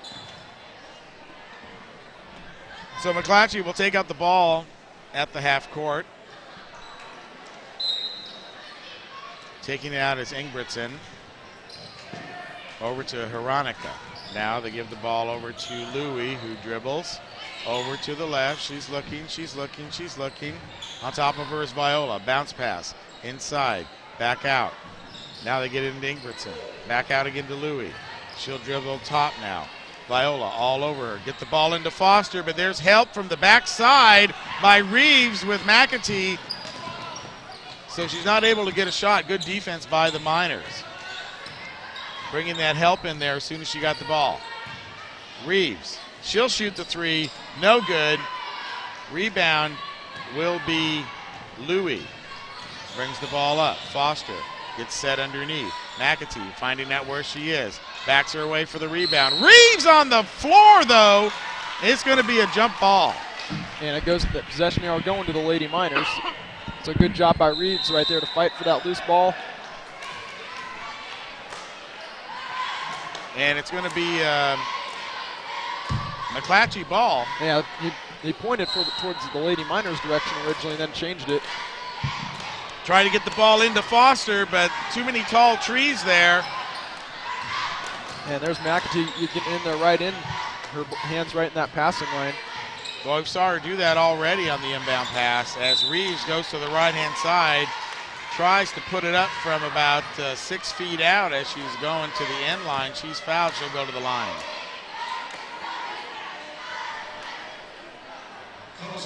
Yeah, Lady Miners have have a chance to make this the largest lead of the ball game if she can hit both free throws. 30-21 is your score. And 11 would be the largest, I believe.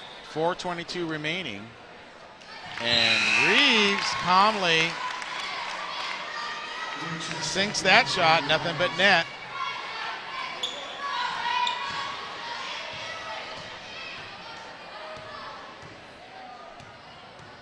Reeves sets again now for his second shot. And that one will go off the iron. Picked up by McAtee, though. Picked up by Viola. Bottom of the rim this time. Ball's going to go out of bounds. Last touch by McClatchy. So Miners catch a break. They'll inbound the ball. There's McAtee, top. Comes out to the middle of the key. And rebound Jacobs. Boy, what a hustle play that was. Gotta love the hustle on the offensive glass these possessions. About 3 offensive rebounds here in this last sequence. You know, you really can't appreciate the speed of Jacobs till you watch her in slow-mo like I have been the last few days. Tries a three-pointer there, though. No good. She laughs at herself, hustles back on defense. There's Lee bringing it up. She'll pass it off over to Horry. Horry will drive the lane from the outside. And she'll be fouled and go to the line. So they've had a little bit of success with Foster down inside a couple times so far, but then they've also been denied after that. So I think it's even here in the second half, keeping the ball away from Foster.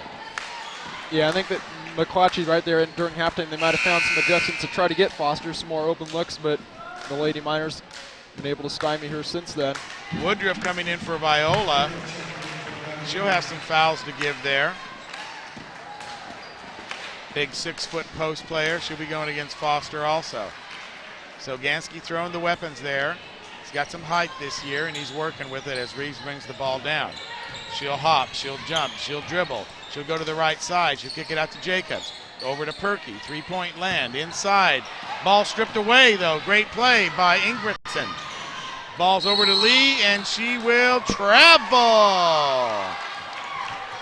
She was going to go right to Ingridson, but then at the last second changed her mind and was then decided to go left over to Veronica. Yeah, and when you run and try to do the fast-paced game, you got to make decisions quickly. You can't hesitate, or else you're going to make a mistake like traveling, as they just did. Perky out to Jacobs. She looks. Down inside. Oh, off the hands of Woodruff. Wanted to lay that one up and in, but you got to catch it first. Lee brings the ball up now. Quickens the dribble. Comes up. Faces McAtee. Kicks it outside now to Horry. Horry, she'll shoot the three! 31-26. And that's Ori's specialty. She has 51 of those coming into this game. Make that 52 after that one. Reeves runs into Ingridson, and it's like running into the wall out there in the outside amphitheater. It doesn't give, but Ingridson's down right in front of us right now. Yeah, and they can't afford to lose Ingridson, and she's one of the top players on this McClatchy squad, leading them in scoring 298 points coming into this ball game. Slowly getting up. Leading assist is holding the back of her head right now. So must have knocked heads with McAtee. As she brings it into Reeves now.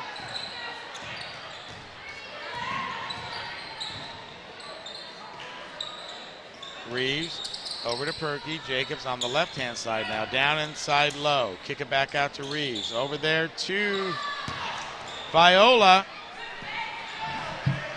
Woodruff.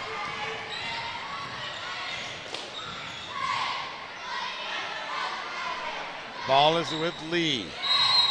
Down inside to Foster, trying to get it to Foster. And there's going to be a foul there. Let's take a look at this collision while the ball is out of play. You see McAtee going for the ball. Ingridson, oh, she got hit by her own known person. player. The back of the other player hit her right in the head, and that's where the pain was caused. And that's why we didn't see it. We were screened out right here because it was right in front of us. So good work, Truck, bringing us that play. And she's down again. And she's down again, right, because back of the court. Yeah, because if you hit your head like that, then that's not going to feel very good. Might have had her bell rung a little bit. Yeah, it might be best to take her out of this game right now. Well, coach is looking at the back of her head right now, back of her neck. Certainly don't want to take any chances. So the second stoppage for an injury in this game, that a little bit unusual in itself. Yeah, the flow's been twice now. The flow's been disrupted. But you know, with a head or neck injury, you can't take any chances. You don't want it to get too serious. Right around the same time period as well, there was about 3:20 left in the first period when we had the referee pull up with the hamstring. And now here it is, 2:21 remaining in the third period. And the injury to Ingebrigtsen being hit by her own player, as we saw on the replay. And she's going to be taking a seat on the bench at least for a little while. They have to do a substitution for her because play was stopped. So Ingebrigtsen on the bench for McClatchy, and like you said, that's going to be tough to play without her. She's been a gamer all night long. But now McClatchy has the ball out to Lee. Lee, she'll penetrate on the side, terminate the dribble. Throw it over to Veronica. Veronica, inside low to Foster. Finally get it to her, kick it out though. Over to Louie. Louie looks inside. Oh, Foster! And what a great play by Woodruff. She just missed the ball with her arm, but it was certainly there to try and block that. Yeah, Foster had a good look right there. But she ended up being denied at the last second. Jacobs, ball dribbles right out of her hand. And picked up on the garbage by Veronica. Now it's over to Horry. Puts it up, score it, 3 points. And just a few minutes ago, we had a 10-point ball game. The Lady Miners looked to have all the momentum. All of a sudden, it's 31-29. Lady Miners find themselves in a dogfight again. Horry, their top three-pointer, with 51 coming into this game. As Reeves takes it around the outside. She's going to go all the way, put it up, no good. Rebound, Perky, give it out to number 22, Kristen Woodruff.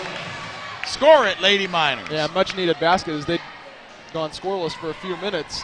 Well, Woodruff was wide open there inside the lane. Nice pass to get it to her. She calmly puts it down, but now it's Lee's turn. Get it into Foster on the far side. So they're leading Foster away from the defense. She's going up with that big paw of hers and pulling it down, puts it in. 33-31 now. Lady Miners, so this game has gotten tied down to 2 points. Perky, cross-court pass to her. Kind of surprised her a little bit, but she got the ball, saw it in time. Out to McAtee. Wants to go to Reeves, instead she dribbles. Lee luffs off her. Oh, big collision there between Lee and Perky. As McAtee was going to dribble around Perky.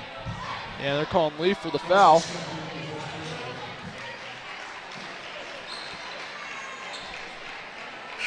Only the second foul of the half for the Lady Lions. And they'll be taking the ball out. In for the Miners is Viola as McAtee gets a blow. And Reeves is on the bench as well. Now the ball's out to Clark. Clark, dribble over, bounce pass to Perky. Oh, big pass saved by Clark. Good athleticism there to save that ball. Over inside to Viola. Now back out to Clark. Clark's dribbling. Crowd counting down the quarter. Shot clock is off. And they're not calling it a three. Or are they? They are.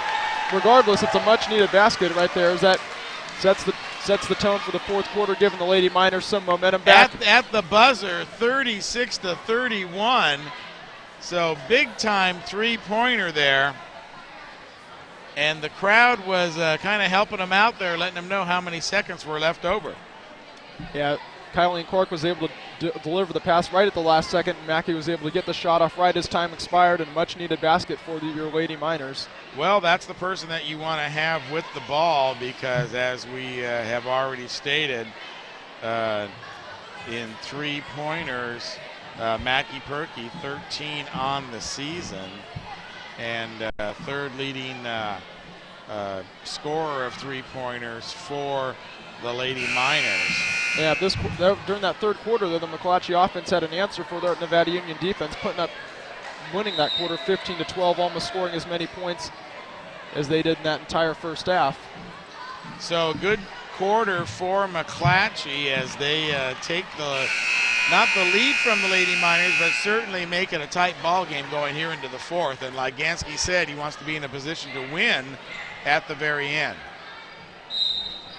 So just the game that we thought we'd see here in a battle for the Metro League Championship. Whoever wins this game is going to be in the driver's seat with 2 games remaining. But right now, it's the Lady Lions as Horry passes over to Louie. Louie now, dangerous pass, almost captured by Clark there. They'll give the ball to Horry, though. She'll put it up. No good. Big rebound, though, by Viola.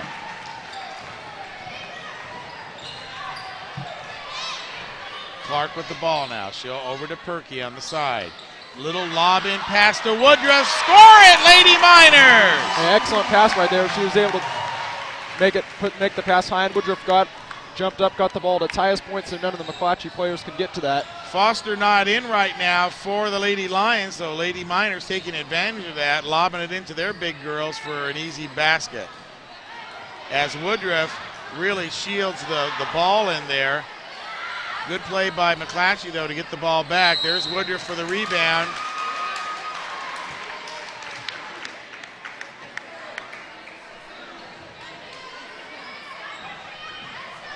So we're going to have a pushing foul as Foster checks back in. And Montez goes back to the bench. So Foster's had her blow. She's ready to go now for the fourth period here. In order to keep those championship hopes alive, one of these teams has to win tonight. There's Woodruff right at the free throw line.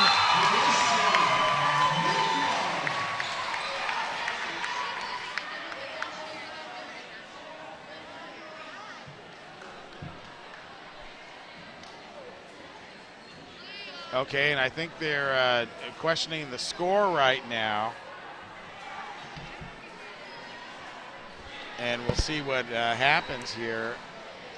He was saying something about a 3, and I wasn't sure that they didn't give a signal for a three-pointer there at that buzzer beater shot. Well, it was 33-31 before that final buzzer beater shot, and it was they 36-31. scored it for 3 on the, well, I guess it was. They got it fixed. It's 40-31 right now, so they left the score alone. My imagination. Oh, nice run to the basket there by Veronica. And they're calling it offensive foul. But they're going to call an offensive foul, but it sure did look nice. Would have given them 2 needed points. Ball into Perky now, long pass. She'll get the ball over to Viola. Viola terminates the dribble, barely gets the ball over the line to Clark. Clark checks the play. Working against Veronica. Outside. Now inside to Woodruff. Woodruff, long pass. Inside to Viola. No basket. Ganskie, hands on his head. Unbelievable. 40-31. That would have put the Miners up by 11. Yeah, they're saying Viola pushed off before the pass came to her. And I didn't see a push off. No, it was a beautiful lob pass down inside deep, though. Oh, almost traveling there by Veronica. But she got the pass off in time. Now it's down into Foster going against Woodruff. Kicked it back out. Woodruff screens her out. And rebound goes to Perky. Perky will hold it up. 5:45 remaining in the contest. Viola, she'll shoot from 16, no good. Rebound Foster. McClatchy hustling down on offense, setting up their half-court game. Foster down inside. She's hiding behind Woodruff. She goes into action. Woodruff gives her back. There's the ball outside to Louie. There's an outside shot by Veronica. No good. Rebound, though, is going to be Miners. As Clark brings it up, she's going to go coast to coast. She's going to fake it, and the ball was taken out of her hands almost by Louie. So Louie not buying the fake, staying with the ball. McClatchy now. Top of the key is Veronica. Over to the left-hand side, Louie. Kick it outside. Veronica back to Louie. Back over to Horry. Top. Out to the right-hand side. Veronica. Back over to Louie. She'll put it up.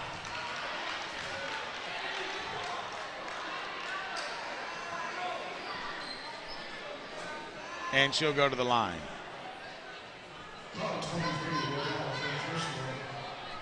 So Marissa Louie going to the line for the McClatchy Lady Lions. And they don't show free throws here, so we don't know what she's doing. Yeah, or right here they show it. She's 75% free throw shooter on the year. Okay. Misses the two. Into the game is Wardell. Yeah, probably a good timeout called right there as Lady Miners got a little sloppy over the last couple possessions. Yeah, 4:40 remaining. You want to keep the pressure on and keep scoring points, but at the same time, you want to eat up some of that clock. Yeah, you got to keep playing strong right now because 9-point lead could, with 4:40, that's an infinity in basketball. 22 seconds remaining on the shot clock when the Miners get the ball back. They'll take it out at half court. And the rooting section over on the right-hand side in the house tonight. A couple days ago, we saw the NU band in the house for the Grant game. Yeah, I'm surprised the band's not here tonight, actually. You think they'd be here on a homecoming night or big game? Good question. Maybe you can find out that answer for us and give it to us next Wednesday. Alan Barros, a senior here at Nevada Union, just beginning his second season with us, his second year with Touchdown Productions. Getting ready to go to UNR, take up a degree in broadcasting. And of course, we're very happy to mentor him on his way. How's that senior project coming? Doing well. We've actually finished up our posters just the other day. Okay, good for you then as you march toward graduation. But right now we've got fourth quarter of a Metro League battle here between the Miners and the Lions. Matty Perky all alone outside. Puts that separation right there. 12 points now, 43-31 with 4:18 remaining.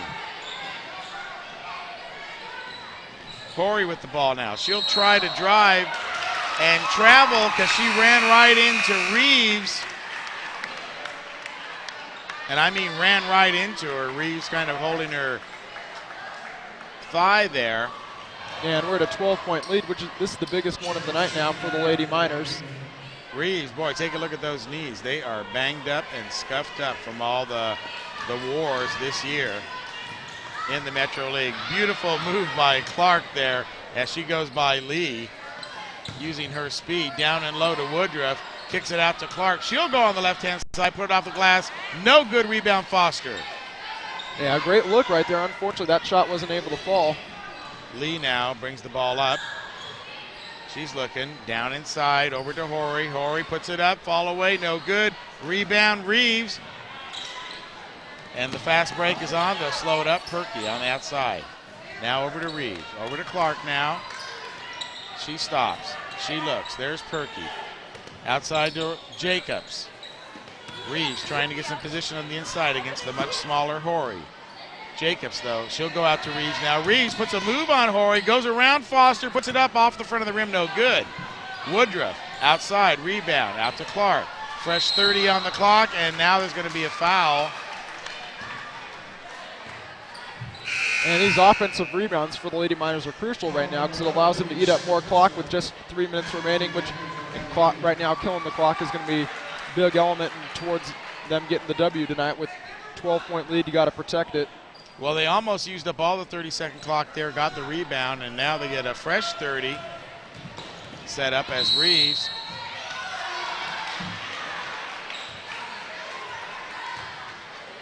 Turnover on the Miners. Reeves is whistled.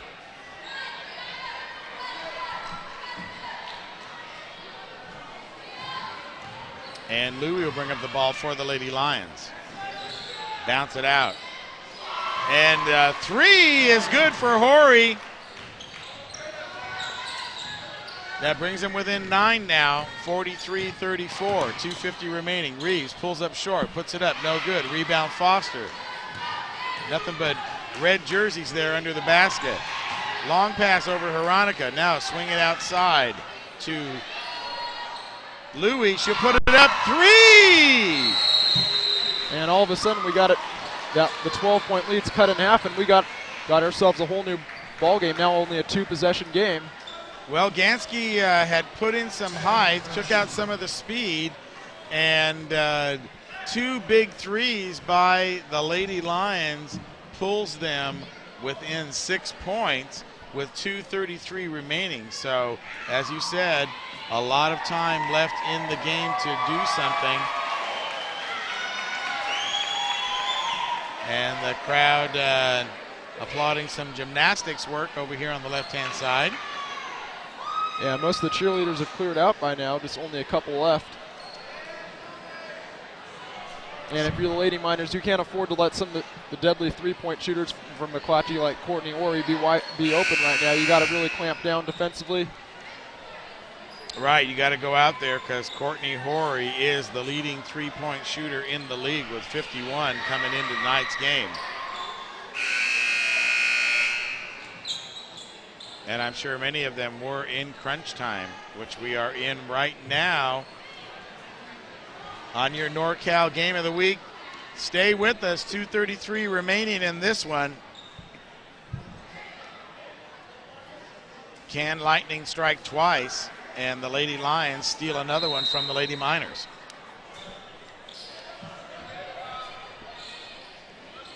McAtee set to bring in the ball.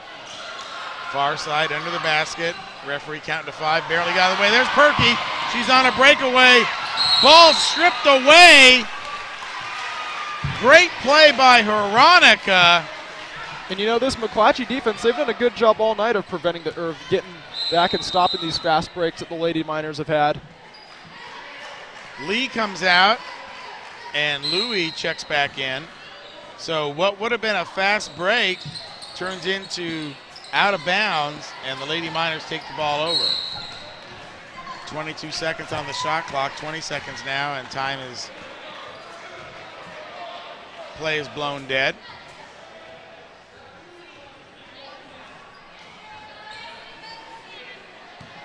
Yeah, the Lady Miners will be in the 1-and-1 situation, I believe, now. All right, we got a foul blocking in the back there.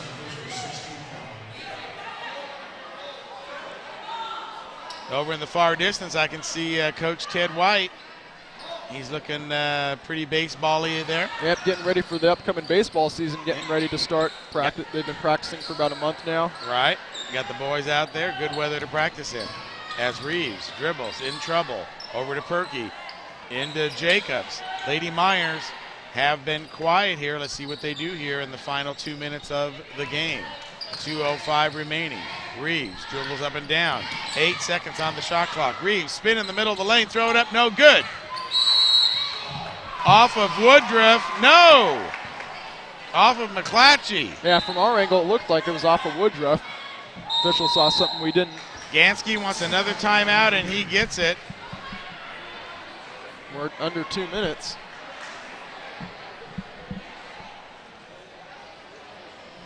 So tension in the Ally Gym tonight as the Lady Miners look to take the lead here, actually hold on to the lead as they come down to the final 2 minutes of the game. And ball control and defense, I think, is what they have to watch out for. And, of course, Horry with those threes. Yeah, and defense has been their bread and butter tonight. I mean, holding McClatchy well below their average for the season. defense is what's carried them that energy, and they got to really pour it on these final 2 minutes.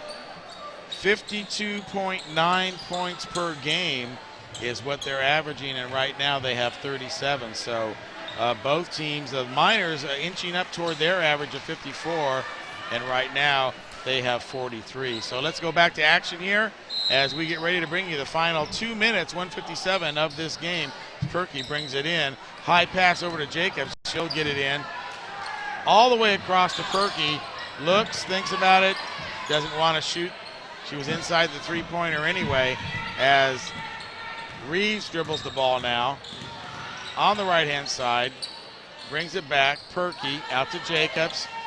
Looks like they're passing the ball, trying to eat up some clock. Shot clock down to 4. Ball out to Perky. There's Woodruff wide open. So all that passing, you forget about Woodruff, just camped out there on the right-hand side, nobody around her. There's a shot by Horry. Yeah, that's what we just said they can't do. Leave Courtney Horry open. She's been deadly from behind the arc. She's showing why she's the top three-pointer shooter in the league. As Reeves comes around the outside, now she'll get it to Jacobs. Jacobs in the triple threat position. Over to Perky. McAtee calling for the ball underneath, but Foster's there like a big redwood. Now McAtee steps out. She goes around the redwood, puts it up and scores! Yeah, excellent move by McAtee right there, just going right around the back of Foster right there, right towards the end of the shot clock, using the shot clock like we said to take the time off and getting a bucket right there to try to ice this game. 7-point lead now. Well, she was in the shadow of Foster down low and wanted the ball, but then came outside to get it. Nice pass out to her, and when the ball came, Foster came at her. She went around to the left side, was quicker than Foster on the dribble, went all the way in, laid it up. 2 points, Lady Miners, 47-40 here in the fourth period of play with 44.4 seconds remaining in the game. And that's exactly what the Lady Miners needed at that time. Yeah, it's crucial because it now makes it a 3-possession ball game.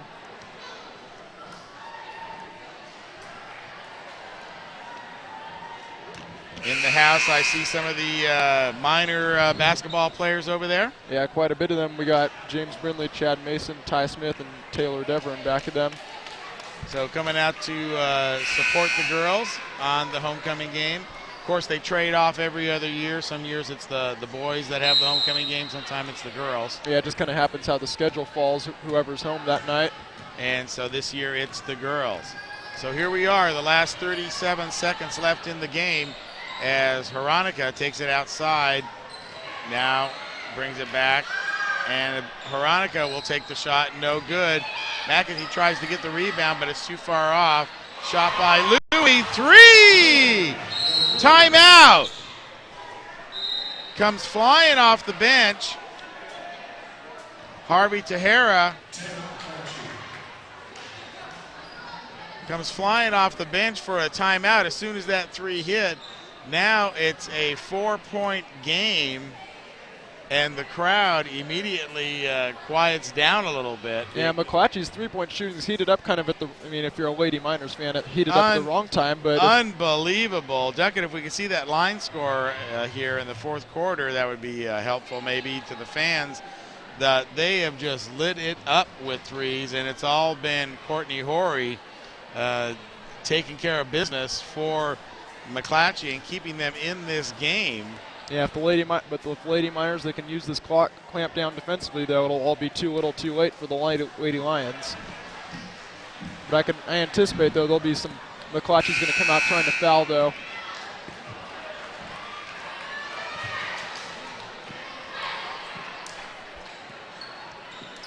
Well, on the floor for McClatchy, of course, we have Foster, Veronica, Horry. Back over in the corner is Tori Veronica, her sister. Ball inbound to Reeves now. Reeves gives it to Jacobs. Long pass over to Perky. Bounce pass to Woodruff underneath. She's fouled hard. She had a clear shot right there. Actually, Perky was pretty open herself on the left-hand side, but she gave it up underneath to Woodruff on the other side of the defense. Yeah, Perky waited a second. You know, it's a valuable second to use there too, to give the pass to Woodruff, saying she'd be wide open. Also, just one more second coming off the clock.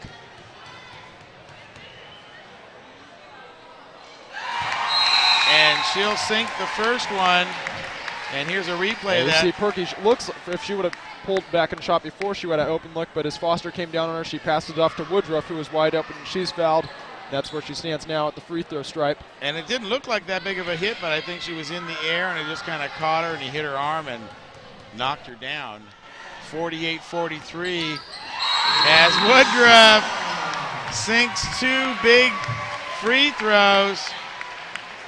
And she gets a good job from Duwaine Ganskie as she comes over. So crucial free throws there for the Lady Miners down the stretch, because with the deadly shooting of the 3-pointers from Horry, one trip down could have made it a 1-point ball game. Yeah, but fortunately right there, Lady Miners were able to distance themselves a little bit again, back to that 6-point lead. And right now, if you're McClatchy, you got to be, well, for either team, if you're McClatchy, you got to be thinking we have to shoot the 3, and if you're the Lady Miners, you got to be thinking you got to stop Ori from the 3-point line. Tyler Smith right there, ER20, rocks my world. Got different signs happening here in the gymnasium.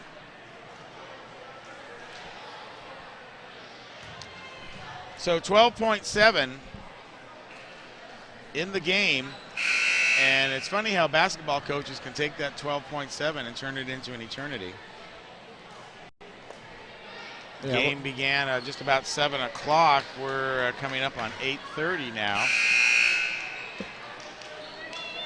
What are we into the telecast there, Deckett?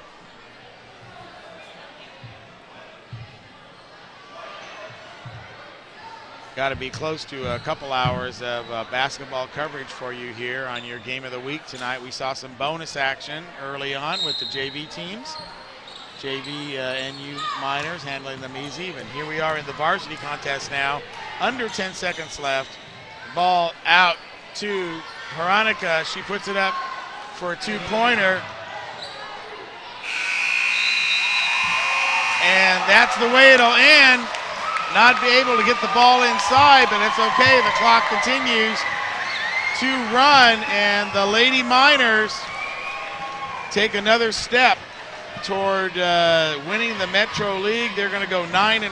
McClatchy's going to fall to 8-3, and that only leaves Kennedy next week, where the Miners can take a piece of that Metro League championship and take it down to Yuba City and win down there, hopefully, and become Metro League champions 2 years in a row. What does that say for Duwaine Ganskie, do you think? Yeah, says he's just an excellent coach. You know, he can win everywhere he goes. Nothing but success here so far. First year co-champion this year. A chance to win it outright with a win over Kennedy. Yeah, it looks to be that the Lady Miners are peaking just at the right time of the season as well. Fourth quarter line score, you saw it there on your screen. Actually, they beat the Lady Miners 14-13 in that period. So, but a lot of 3-pointers right there as they Horry was finding ways to get open, even though the Miners knew that she was going to shoot the ball, and still she got her points. Yeah, second half, McClatchy actually outscored him by a few points, but the difference in this ball game, I believe, was just that defense in that second quarter, holding McClatchy to only 6 points. That was the difference, and denying Foster the ball down in low. So good job by Woodruff, good job by McAtee. And I would have to say our player of the game is Sarah McAtee. Yeah, I would absolutely agree with you. I mean, we didn't even talk about it between ourselves, but it's pretty obvious that she had that kind of game denying the big girl and then scoring some points herself. Yeah. And she's really coming out, I think, in the last 2 games. Yeah, from that first possession of the ball game. Then last game, too, she had about 20 points, I believe. Season high, 20 career season high for her. That's what I heard. Right, might have been a career high. So really coming into fine form here for the Lady Miners. So Sarah McAtee, our player of the game tonight here against McClatchy, as your Lady Miners win 49-45.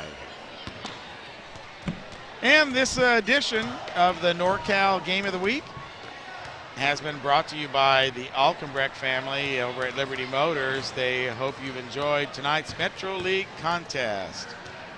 And Hanson Brothers Construction and HB Reynolds. The Hanson family sports high school sports and other youth activities in the foothills.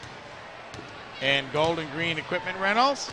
The Olson family, they can hardly wait for Lady Miners softball. Their daughter Kayla plays for the Lady Miners, and they're going to have another great team this year. And, of course, they support all kinds of Nevada Union sports. Foothill Real Estate and Foothill Financial. Bear River baseball coach Steve French is always proud to support youth activities. And Greg Segezi, Nevada County Realtor. Angie and Greg Segezi are proud of their daughter Gianna and all the winter homecoming princesses and kings, like the king just walked by.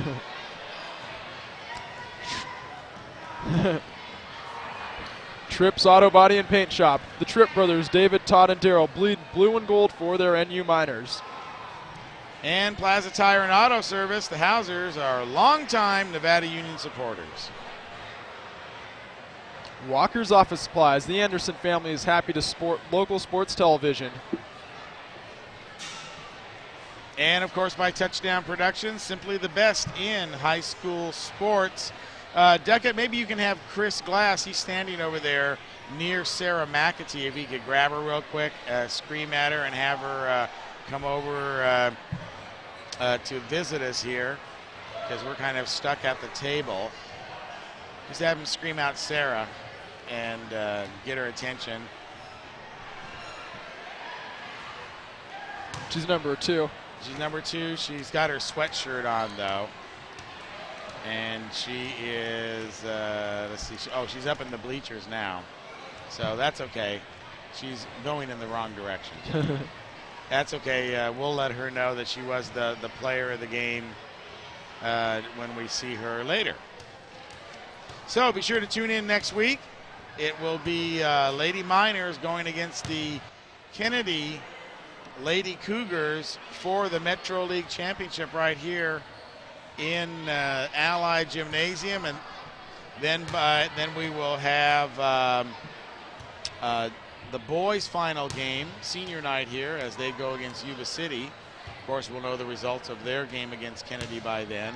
And then finally, we end up the week up in Colfax with the Lady Bruins taking on the Lady Falcons for a piece of that PBL championship. So it's championship week, left and right. Yeah, we'll take her.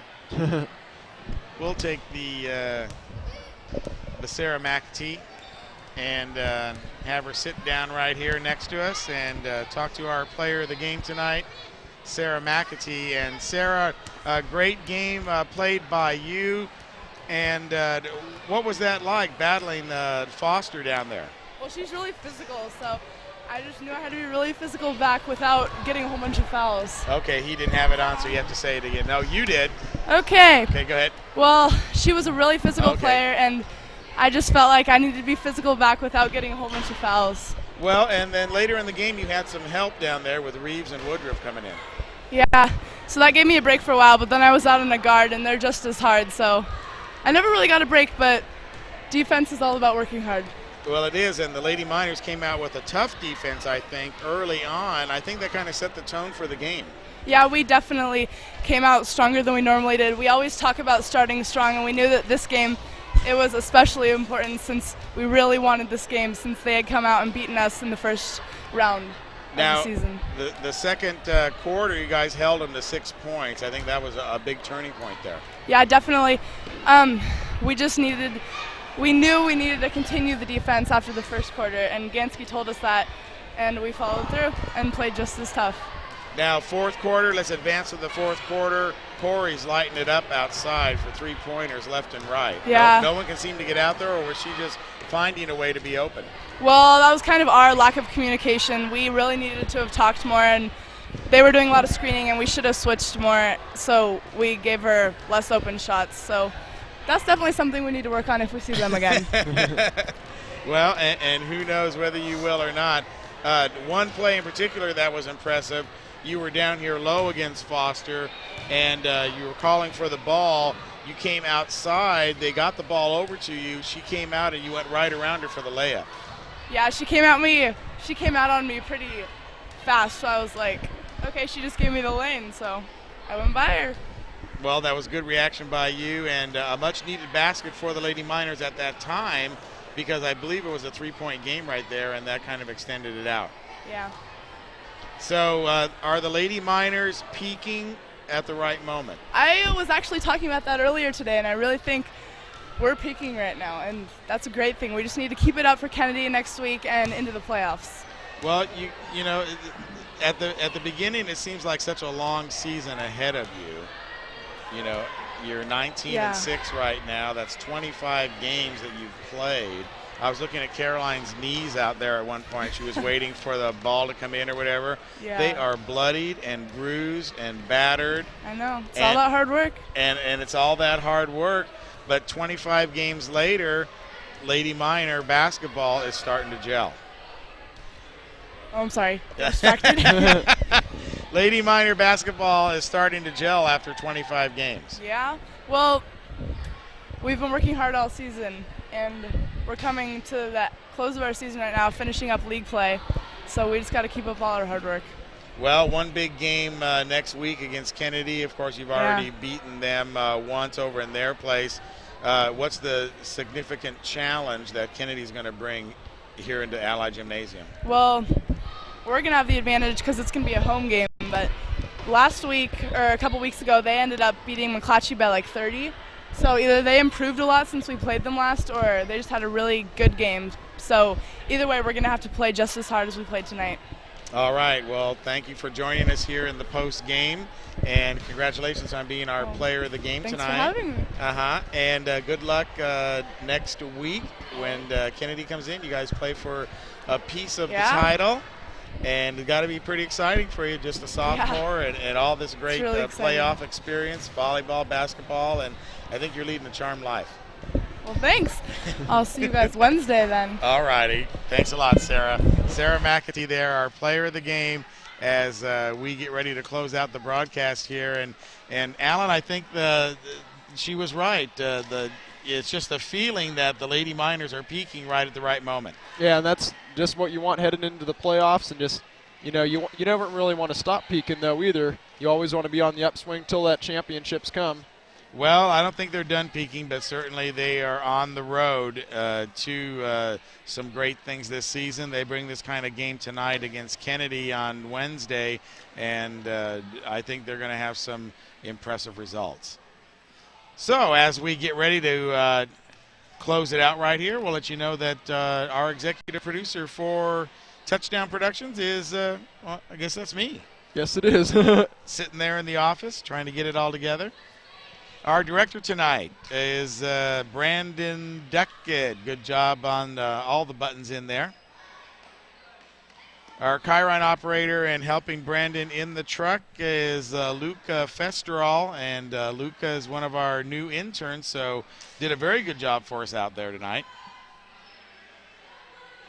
Our announcers, Mr. Barros, second-year intern here with us, along with myself, as we see some oh, that's my daughter down there in the blue. Messing around with some water. Camera operators, Ross Wisniewski, or I just call him Newski. Danny Rasmussen and Chris Glass, the Iron Man, over on camera 3. Our office manager is Patty Costa. Production assistant, Karen Mikan. And technical engineer is Paula Mikalski.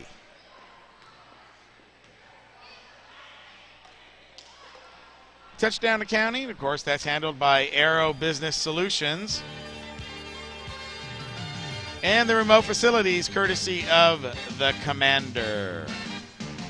And of course, we're Touchdown Productions, and our maintenance is Plaza Tire and Auto Service. Stats courtesy maxpreps.com.